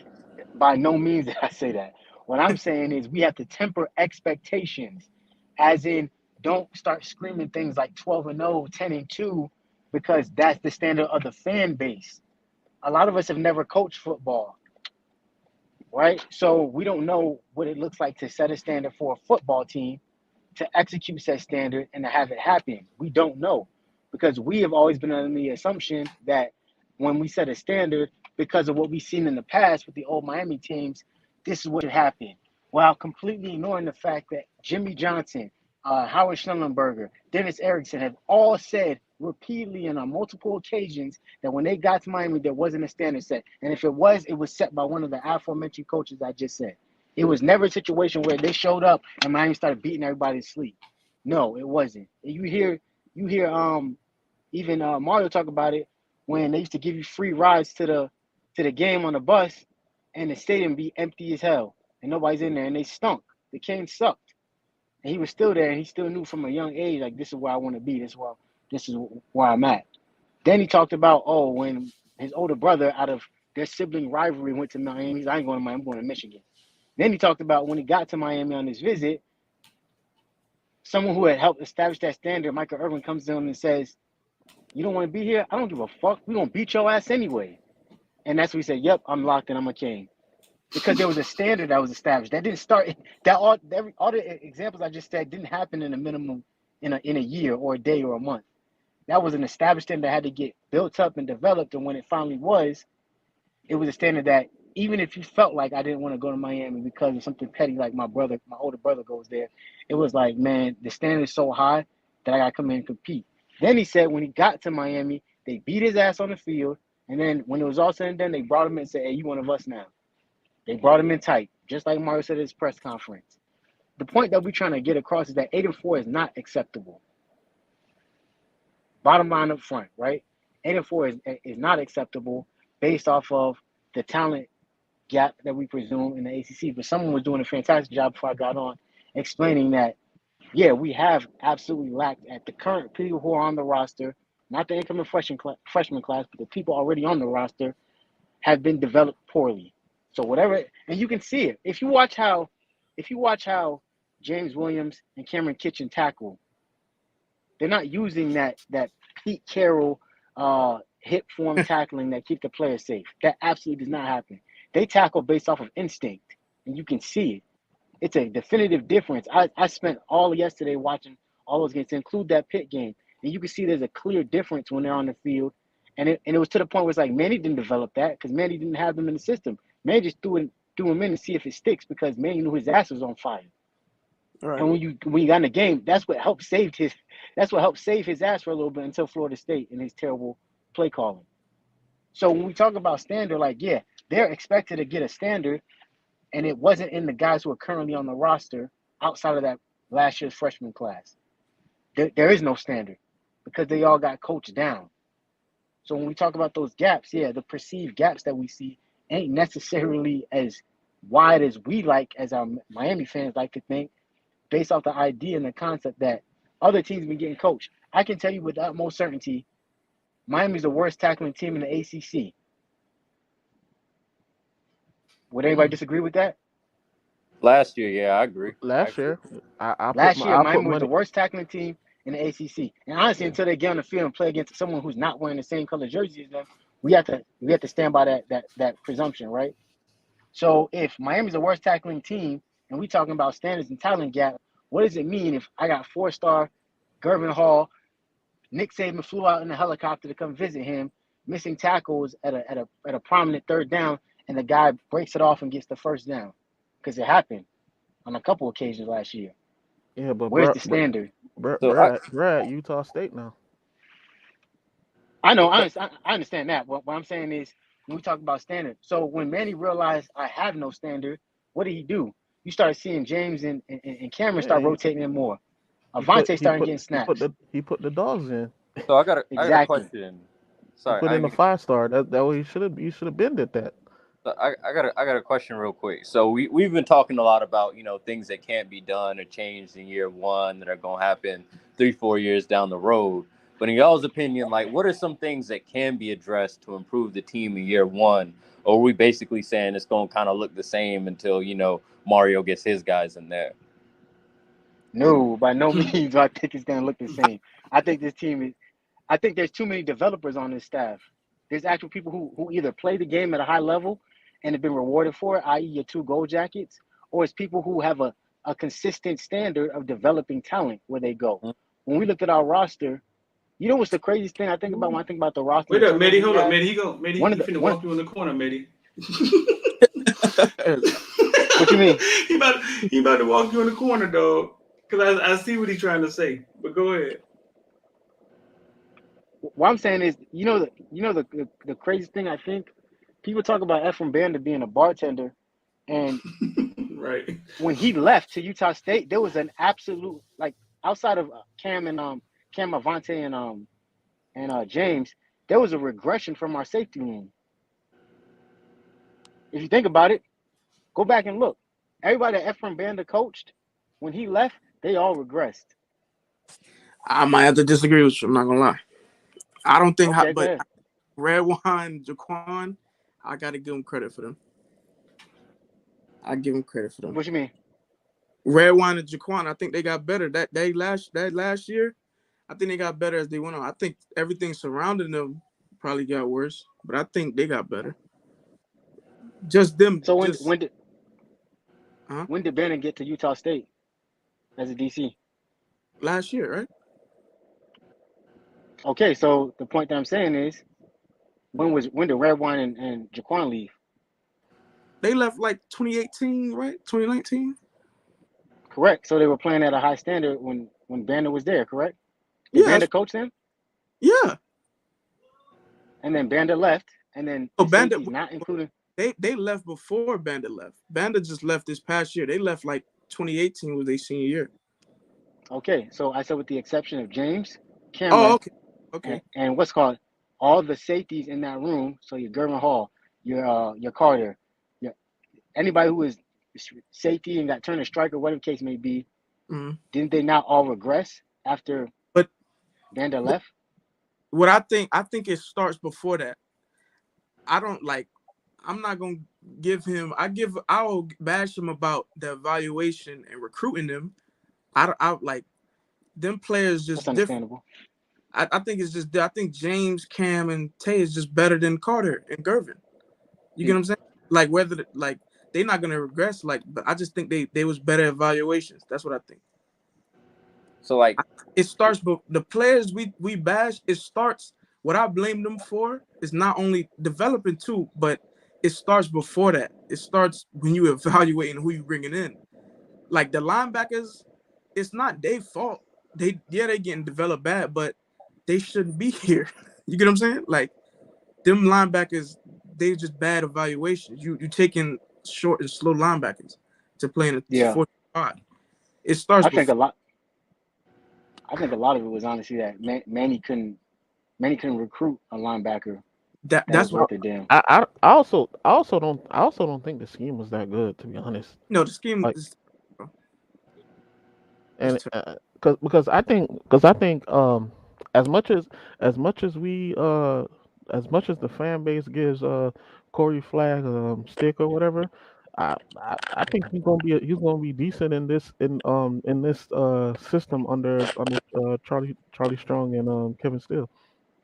From your mouth to God's ears, because I would love to see him turn the corner. You think But so? because if you go back and you look at Corey Flag at North Shore, right? He was a tackling machine. He's not got the best athletic ability, but he was still able to read and react to the game, right? But I think a lot of Manny's schemes were stupid, and Right. if you don't have like out of this world talent, right? It doesn't it don't pan out because Right. we had Greg was eating in the scheme, and then you had Jaquan and them eating in the scheme, but those I think those guys were exceptional talents, you know? What I would say, Flag smarter than like he actually better than the fan base give him credit for. I don't think he should be playing, but he actually is. He not terrible. He got limitations. That's all it is. But I Yeah, think I the line. he's just slow. That's all. I I seen think. Flag recently. Mhm. Few things I'm gonna fill y'all in on. I seen Flag recently. Huff. Flag got smaller. Something didn't look right with Flag when I saw him recently. Um, Everybody else is getting bigger. Hasn't got any bigger. Flag look. I don't know. Like maybe he had surgery or something, and wasn't working out. Yeah. And Leonard Taylor. I think Leonard Taylor's having a rough time off the field. Something's Mhm. going on with Leonard Taylor, and he's not living up to that standard 5-star standard. And this is coming from coaches and kids. This Something, and it's not on the field. It's not physically. Can he play? Can he not play? Not that. right. There's a lot of variables to these kids getting on the field. These kids have Right. money. They got fancy cars now. Everybody can't take, you know what I'm saying, women and getting women, and now you're getting some, and now she acting funny. Everybody can't deal with them emotions, you know what I'm saying? The same. I remember X saying something like Facts. that. I remember X saying like the coaches wanted him to step up in the defensive tackle room, like James stepping up in the safety room. So I've been like even people that've been there, like just reading around, they've been saying the same thing. That's why I said I think he gonna put it together next year. Mm-hmm. So Way Yeah, too I think, but talented. but Yeah, I he think, would have to just bow down. Way but I too think, talented. Leonard Taylor, um, super talented. He's the type of guy. If you get him to the field, he gonna make plays. yeah, But sometimes these guys get in their own way. You know what I'm saying? And we've seen it happen numerous times. yeah. Sometimes they get in their own way. Whatever's going on with him, I hope he just get it together, man, and I hope we can get him to the field. Yeah. yeah, but I I think, would say but then Street, I think that's where who your coach is matters, right? Because that might have been acceptable under Manny Diaz, right? Because hey, Mhm. Manny Diaz might not land another 4-star that's or another 5-star that's gonna come replace me, right? Right. But you you see what Mario is pulling in, right? And the fire, I feel like the fire is gonna be lit under these kids. That hey, man, if I don't do what I gotta do, and this is what I meant when I said you set the standard where hey, if you don't perform, hit the portal. Not that they're gonna say oh I'm out of here, right? It's that hey, somebody is gonna come in and they're gonna eat up your minutes, and then you're gonna be like, man, if I want to make anything of my college career, I gotta leave. Right. But with that, it's a flip side to that. Some kids ain't gonna be built for it. Mm-hmm. I'm not Yeah, saying LT that's is fine. I'm not saying LT is one of them, but if as example, like if James is ready stepping up and they saying LT is slacking off, he's a 5-star, got all the talent. We can't Hmm. put it past him that he won't fold. Right. So then look at this, right? So it's been said that LT is not up to the standard that they want him to be, right? Right. Then you have look at the transfers we took. You got I think Liechtenstein in here, Mm-hmm. Messidor in here, Jackson in here. They're not playing around. bro, Right. Mm-hmm. I was I was told just like this. Don't be surprised if Leonard Taylor don't start. bro, Straight I, up. I That's why I was before we got all these transfers. Y'all should have heard me then. I was 7-5, 8-4. Now I'm like 9-3 with these transfers. This D line, like I think it's gonna be improved, like with coaching and what they bring in. I think the linebackers even gonna be improved because Manny defense just put them at a disadvantage. So Yeah. you got like we had to bring in 5-star like to consistently not regress under that system. You gotta be super talented to where everything around you falling and you still get your job done, bro. And that's the thing that I think is really going to help the defense because the defense was bad last year. Right. And But besides the scheme, I think a lot of it had to do with trust or lack of trust. Like if you Right. know the man next to you going to shoot the wrong gap or you know this person ain't going to guard their zone, like it's hard to build that trust on the defense. But with Mario, it sounds like he about to build a defense where everybody going to know their assignment and do their assignment. And through the transfer portal, if you're not doing your assignment, we got a backup that we know could produce on the college level. So I expect to see a lot of improvement on the defense. Like I know the staff has only been there for 3 months, but just that accountability and trust and the sound scheme, like the defense is going to take a step forward. I think gonna happen. I think the defense gonna take a step up and the offense gonna take a step back. That's what I think. Why you say that? Why you say that? I think what happened with Lashley, I think that offense fits Miami more than Gaddis' offense. And If Gaddis' offense be mean honest with you. If Gaddis' offense mean I can use a stable of running backs. No, it's not. It's not about. It's not about like. I know we got to run the ball. I'm just talking about. I think Lashley wasn't great, but I think his offense allowed the playmakers to be playmakers. I think Gaddis is more timing. You got to be in this spot right. You got to be on the same like. In this offense, we just need Rambo go out there and kill a DB. You know what I'm saying? Like I think it's gonna take time to get going. I think it's, but still. What playmakers you talking about? No, I'm saying last year it let. Last year, right? Yeah. Right. I'm talking about Rambo just got to go. Like TVD was just throwing a Rambo every play. Oh, you said plural. Harley. They can play, but I think it's just I think it allow our athletes to just get in space, like they catch a bubble screen and they can just run. I ain't gonna lie to you. I don't think Lashley's offense was that good. I don't think. Get Cal in here. Cal, what Cal like? We gonna get Cal in here. I'm not saying. I don't either. Let Cal talk about Lashley. I think Rambo was just that guy. Like Rambo was doing whatever he wanted to DBs. I don't think offense was great. I just don't. I think it just fit us better. I don't think Gaddis especially long term. I don't think Gaddis offense is what you bring to Miami. That's what. I think you have to take in consideration. I think I take consideration that there's not even a quarter of the playmakers and speed on that Michigan offense. I disagree. I think we keep saying that. I disagree with that. I think Michigan got talent that we just don't know about. I think, and they have, when everything go wrong, they could just run it. Mm-hmm. I don't think what Gaddis want to do, and Mario too, like they want to run the ball. If they try to force that on us now without us building up an O-line, like what he gonna bring in, I don't think it's gonna work right now. In the future, but why do y'all think the O-line is gonna be so garbage? I don't get it. Garbage. I just don't think it's I don't think it's the strength of the team. Okay, but if you look at it, right? He brought in Sacapollo and Tow Truck, right? And then Jalen Rivers is coming back. Like I don't. Do you think as a unit the Absalon is going to be as good as Michigan's last year or Oregon's last year? I wouldn't put it up to Michigan, but at the same time, like we playing a ACC schedule, right? So I think that O-line is going to be more than good enough for the teams that we play. Cal. Cal say, bro, you ain't seen Gaddis offense yet. Enough so game. So what do you to see where he run, bro? I'm confused. I'm confused to where people think that our skill positions match up with Michigan.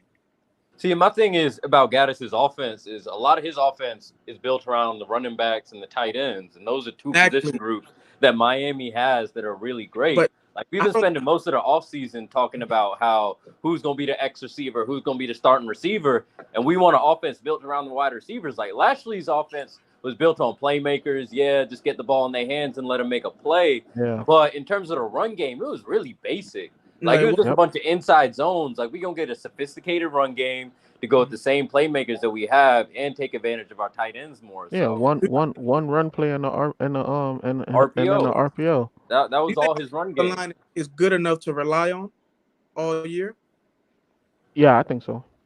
I, I don't think so. I, I I think I got questions about it. Once again, in though, long I'm still trying to figure out. long term, we in South Florida. Why would you bring an offense that fits the tight ends and running backs? With Because next year, that's the position Jeremiah, Miami's always recruited well. Yeah, that's They've but that's always but we recruited got that but well. if you look at it though, we that's 9 times out of 10 we gonna have a mismatch at tight end. yeah, but that's because we couldn't keep Jerry Judy, Mari Cooper home. We talking about we're gonna keep them home. We're gonna keep JoJo and Ray, Robbie, Hakeem, them type of dudes home. So I think you should build around. You should when you bring an office to Miami, it should be around them. Okay, I so don't wait think up. So wait up. So look. Okay, so so we're saying, and we're gonna go one by one with this. First of all, so you're saying that Gaddis calls offense, right? Just one of them trophy as being top assistant coach in Michigan. He leaves Michigan and he brings his offense to Miami. You're saying it's the same offense. Wait up, I'm gonna go to Medi first. So you're saying when he leaves Michigan, he comes to Miami. He see Miami may have more speed. We got a Brashard. right. You know what I'm saying? We got a Romello, and he runs the same offense that he ran in Michigan. When he said in Michigan, yeah, we were good, we were straight, but when we got to the playoffs, man, we realized that we had guys, and they had guys. It looked different. So I Right. came to Miami because we can recruit like those guys. So Medi, tell me, you think he comes to Miami and runs the same? That These offensive coordinators don't change their stripes. They don't. I absolutely think that it's going to change. What It about you, has to. Don? Mhm. Yeah, I Oh, think you wait up, Medi. You finished? Let me make sure Medi finished. No, yeah, it has to. You can't. That was the point I was trying to make because someone had said that we have the same level. Well, they had good players on there. I'm like, I can't see how in any universe the skill players that were being recruited in Michigan match up to the ones that maybe Devin Bush, but he was a South Florida dude and he was a damn anomaly and on defense for them. Outside of Right. that, like I don't understand what skill player on Michigan's roster matches up with our skill players or the ones we're recruiting. So it has to change because you can't put that caliber of weapon in a South Florida skill player on the perimeter or in the backfield or at the tight end position and then suddenly think that we're going to do the exact same thing we're doing at Michigan. It doesn't make sense. The Right. only So advantage Don, I think Michigan had was the offensive line. That's it. right. So Don, you offensive coordinators, you seen them go from the. He's just going to come here and he's going to say, "Hey man, what the tight ends and running backs at?" nah, Street. I think any competent offensive coordinator should be able to construct their offense to the talent that they got, right? Right. Should And be right. You're yeah, right. Should and be. and where we've failed in the past is we've had offensive coordinators that didn't adapt to the talent, like Enos, right? Enos was trying to do Right. these long developing plays when we ain't had no O line like that, right? Right. Mm-hmm. The thing that I give Lashley credit for is um he yeah, he over relied on it, but he knew that you could get the ball out to our athletes in space and they'll make a play, right? Now Mm-hmm. we get Gaddis, right? We've seen Gaddis run a different style of offense at Bama, then go to Michigan and run another style of offense, right? Like a variation of the same offense. So I don't understand why we think he's not gonna come to Miami, look at what he's got, and then adjust his offense to what we have at Miami. Right. Like He that won. doesn't make sense to me. And Right. then Right. on top of Wait that, up. on Go top of ahead. that, right? I would say we have one of the best quarterbacks in college football, right? Mm-hmm. When it comes to passing accuracy, um, decision making, I think Tyler Van Dyke is up there. Go ahead, E1. What Think he I just say, come here and do the same thing? what I don't think. I think he comes here and do what got him here. That's what I think. I think what got him here is the running backs, the tight ends, the speedy slot receivers. But we have Bashard, and I go by what the coaching staff, like what they actions tell us. When Mario got here, he went to the portal for D line and O line. So that told me the D line and O line wasn't up to par.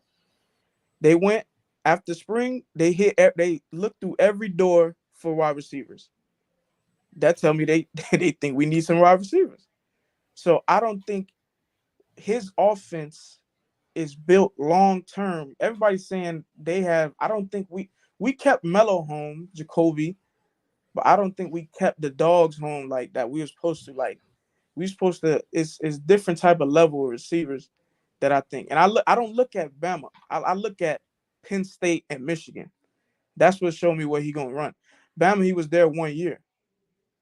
I look at the body of work that he put at the other places, and Michigan them was ready to fire him before this past year.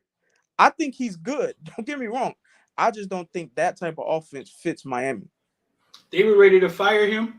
Yeah, I know we like they salty he left, but Michigan, he was on the hot seat before this past year, and they switched the whole offense. They switched it to Harbaugh, and they say Mario. I know we can't say nothing bad about Mario. They say Mario is like Harbaugh. You want to run the ball, control the clock. And and everybody said it. I heard Kevin Steele say it. He said, "I've never been in this type of offense, the pro style type of offense." And like Don said, with the long developing plays, I think that's what we're gonna see. Like with Enos, I think he's better than Enos. I don't think Enos, but I think the long developing plays, even TVD said it the other day, is less RPO, is more play action, more long developing plays. That's what I think. I don't think it's a fit here. But that's not saying Gattis is a bad OC. I just don't think. I think you go. I don't think you keep Lashley. I think you upgrade from Lashley's style. I think you get the same type of style, but you upgrade. So like, if it ain't we go get somebody that runs a similar offense, but you upgrade it. Because we plan on keeping the Hakeems and Jeremiah's them home, right? We're not planning on going like, yeah, we get a good tight end, but At what point did you feel Lashley offense fit? At what point in his tenure here you were like, Lashley offense fits what we do? Soon, when his type of offense, I thought it fit. When he got here, I seen it fit more. We just didn't have. We didn't have fit. I think it did. I think it jumped up scoring. I think it was the deep like last year. We did. We did. We started scoring more. I'm not. See, don't get me wrong. I don't think the world of Lashley. I'm just saying that style of offense, the spread style of offense, that fits us more than Gattis type of style. But I think we changed the offense. We gotta keep. But I think don't. Miami was great. What kind of offense did they run? Pro. Yeah, this is 2001 though. Right. But I think football players got what? Football players done changed. The game changed. Yeah. Look. Okay. Right. Look at Bama and Georgia. That game. You see the type of offense Georgia them run, right? They was dominant all year. They got the Bama tore them up. Because you got a quarterback and receivers that's going to win you the game today's game. Burrow, everything was falling around. Burrow, Jamar Chase, they got him to the Super Bowl. How did Georgia get there? Georgia ran the ball there, right? Georgia ran the ball. Georgia ran that way. But this is my thing. They ran that and played defense. Right. Georgia got every 5-star in the nation on defense. They do. Let me know when I can go. Go ahead. Oh no, my fast 7704 is your go. Hold on. I thought you sleep or something. I just wanted to push back one point.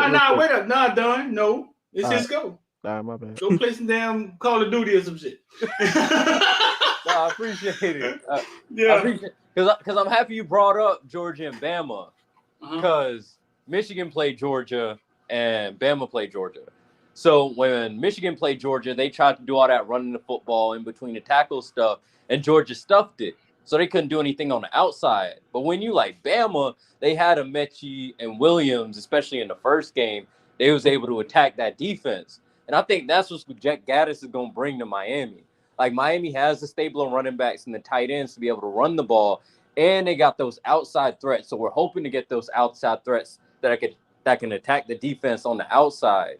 Like, when you look at the national champions year over year, they all run the football. You got to have that No, sophisticated run game. So I think Gaddis is going to continue that. And another thing about Tyler Van Dyke, you mentioned, he said, oh, it's more play action and RPOs. I heard that, and I thought it was a good thing. Like, a RPO is only really using one receiver. Your other receivers just kind of standing by, not really running routes. So it's either you're going to hand the ball off or throw it to this one receiver. It's one read. With a play action, now Tyler Van Dyke's going to have more options. The offensive line is going to understand they got to pass block. It's a less decision-making for these kids to make and more just playing ball, which we know they're going to be good at, or at least we hope they're going to be good at. So I think Gaddis is going to lean on his meat and potatoes, what he does, what got him here. But now he has that extra tool in his belt to know I'm going to have dogs on the outside that can stretch the field vertically, or I'll get him a screen on the outside and they could do something with it. So I think Gaddis is going to be a really good fit in Miami, but shoot. I say that to say, when you say that, and you say you got dogs on the outside, I believe in them. But why did they go after spring?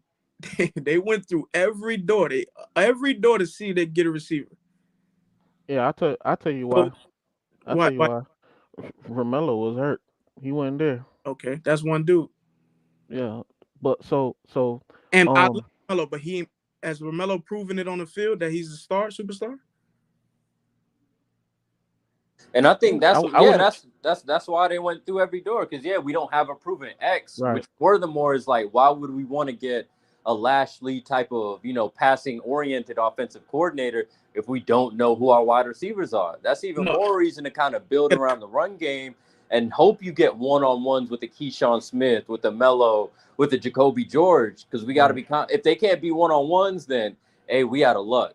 But just making it to where they got to carry the offense at wide receivers, I don't think that's a recipe for success. I think in a Lashley type offense, you get them more freedom. You get up they more freedom, so it's up tempo. So the wide receivers at an advantage.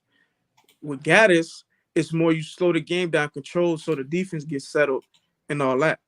Yeah. You can still run an up tempo But run based offense. Like, I think Gaddis offense is more pick his shots, and then we're gonna play action you and go down the field.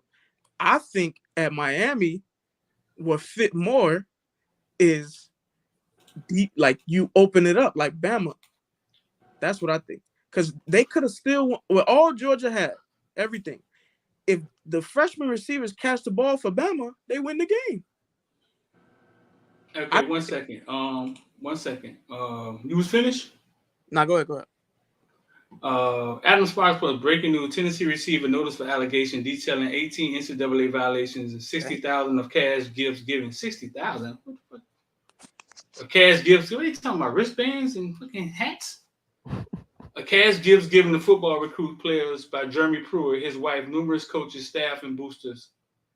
60,000.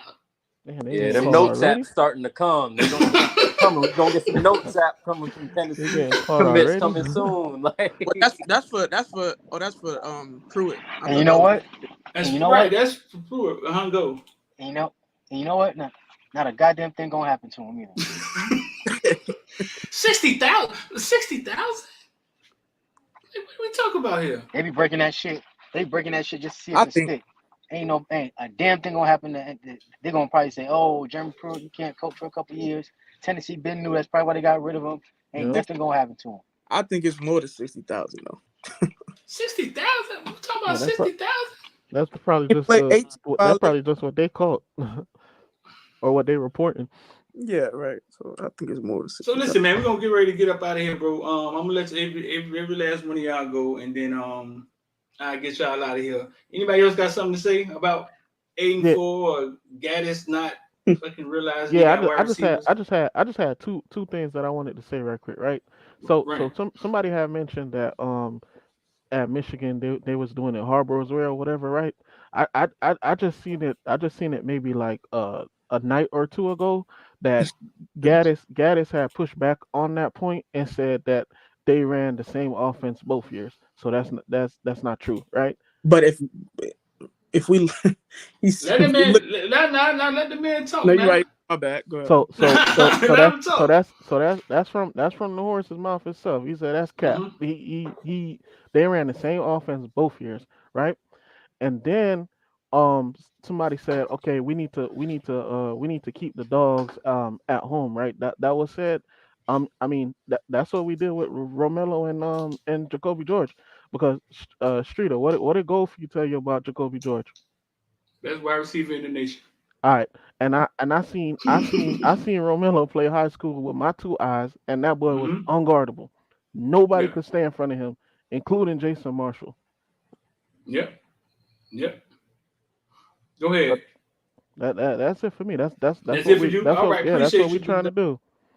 All I right. think I Appreciate you, think man. if we watch Michigan every year, we'll see the difference in the offense. That's for that. I'm not saying Gaddis line, but if we watch, we'll see. This year they ran like 34 times, 40 times a game. I think Mm-hmm. we'll see the difference. But I think I'm not low on Gaddis. I just don't think the offense will fit here long term. I don't think you come to Miami, you bring an offense that feature the tight ends and running back. That's all. But I think we're gonna have a straight season though. I think we're going in the right direction. But yeah, appreciate you though, Street.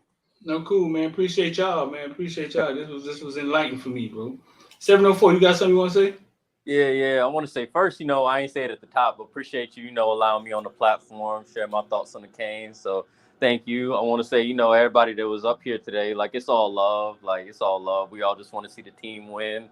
So, I appreciate the discussion. And hey, man, for the people who watching in the comments section, it's all came from the members group me. So It if y'all ain't did. in the members group me, like I don't know what to tell you.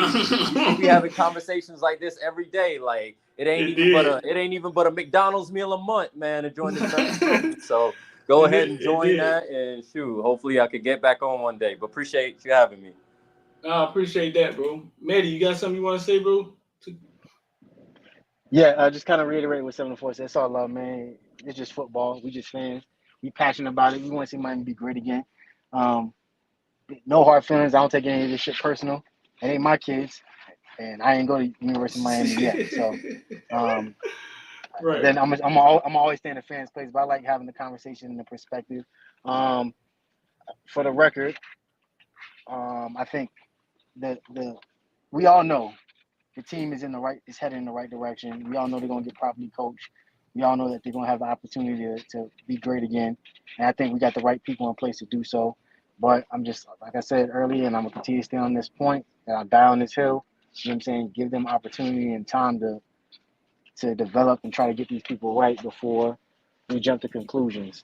So, if we see that Gaddis offense ain't putting up 70 points a game and all that, like that's not jump to conclusions without understanding that, hey, it's a new system. People are trying to learn it and make the best of it before we start screaming fire this person, flying airplanes, flying banners.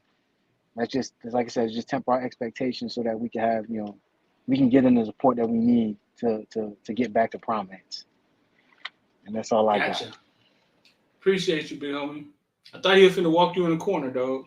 That's what I was. Because I thought what he was gonna say. I thought he was gonna, if I can remember correctly, I thought he was gonna say, well,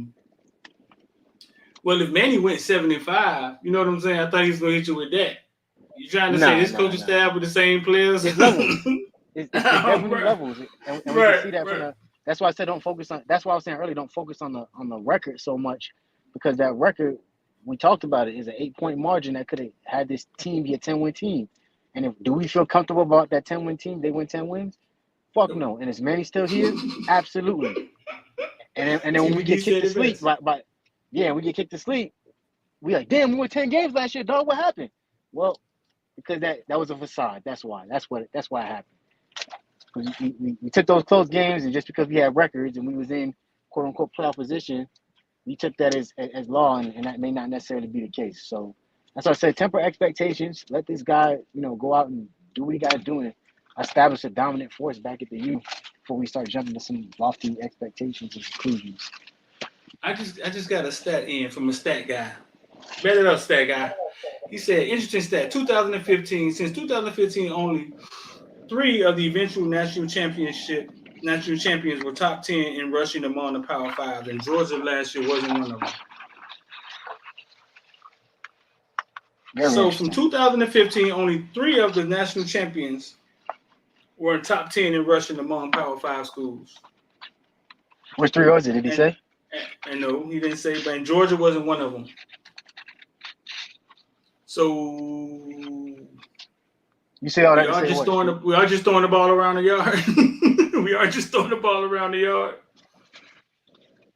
I think it has to be balanced. I mean, if you can balance the offense and do what you want when you want to, and stay on that play track, you can let your nuts hang and do whatever you feel like it, for being honest.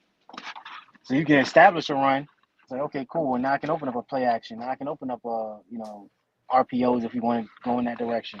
You have that opportunity, but if you just end up getting stuffed, you know what I'm saying, on first down, then it kind of like it sets you back to what you want to be able to call next. Yeah. Far too often last year, yeah. I saw that happening with last week. So It was Bama twice and it was Clemson once. So it wasn't 3 teams. It was 2 teams, Bama twice, Clemson once.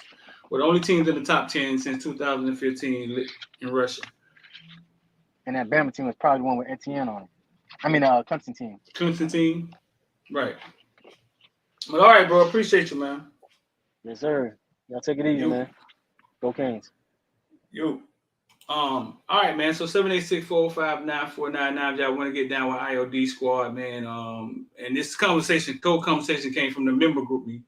If you get in the IOD squad, you get access to the member group me. Also, I want to say this, bro. I'll say this, and I got my boy.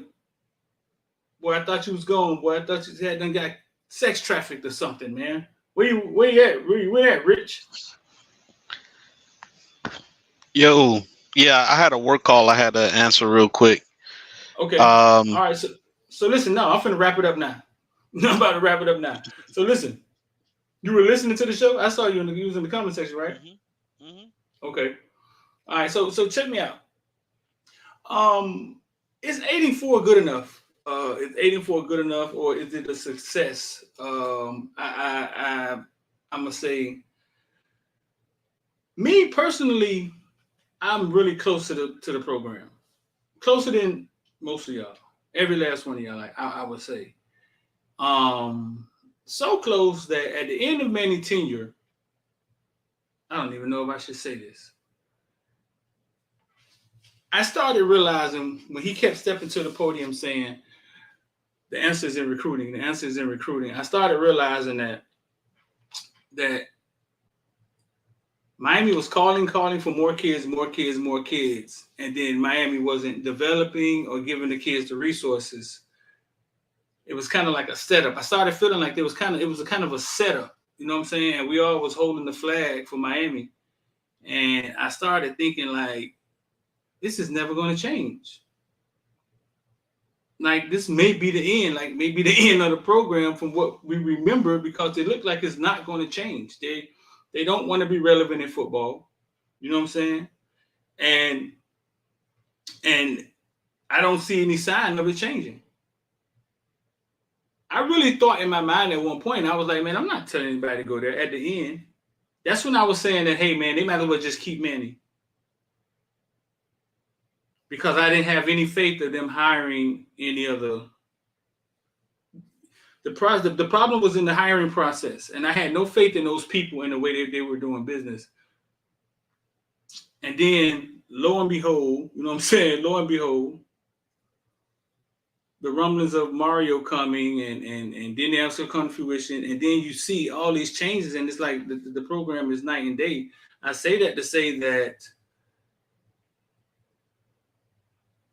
we would love to see Miami win this year. We would love to see them win it all. But that's not what I'm hanging my hat on. I honestly believe that the University of Miami finally has already won. And however long it takes the process to play itself out, I know for a fact it's playing itself out. The record, it's just something to get emotional about and brag about. You know what I'm saying? I know for a fact it's playing itself out because the process has changed, and that was the only thing that was missing at the University of Miami from my standpoint. So I'm about as happy as the fan in me is about as happy as about that as it is about going 12-0. Because if that behind the scenes stuff had never changed,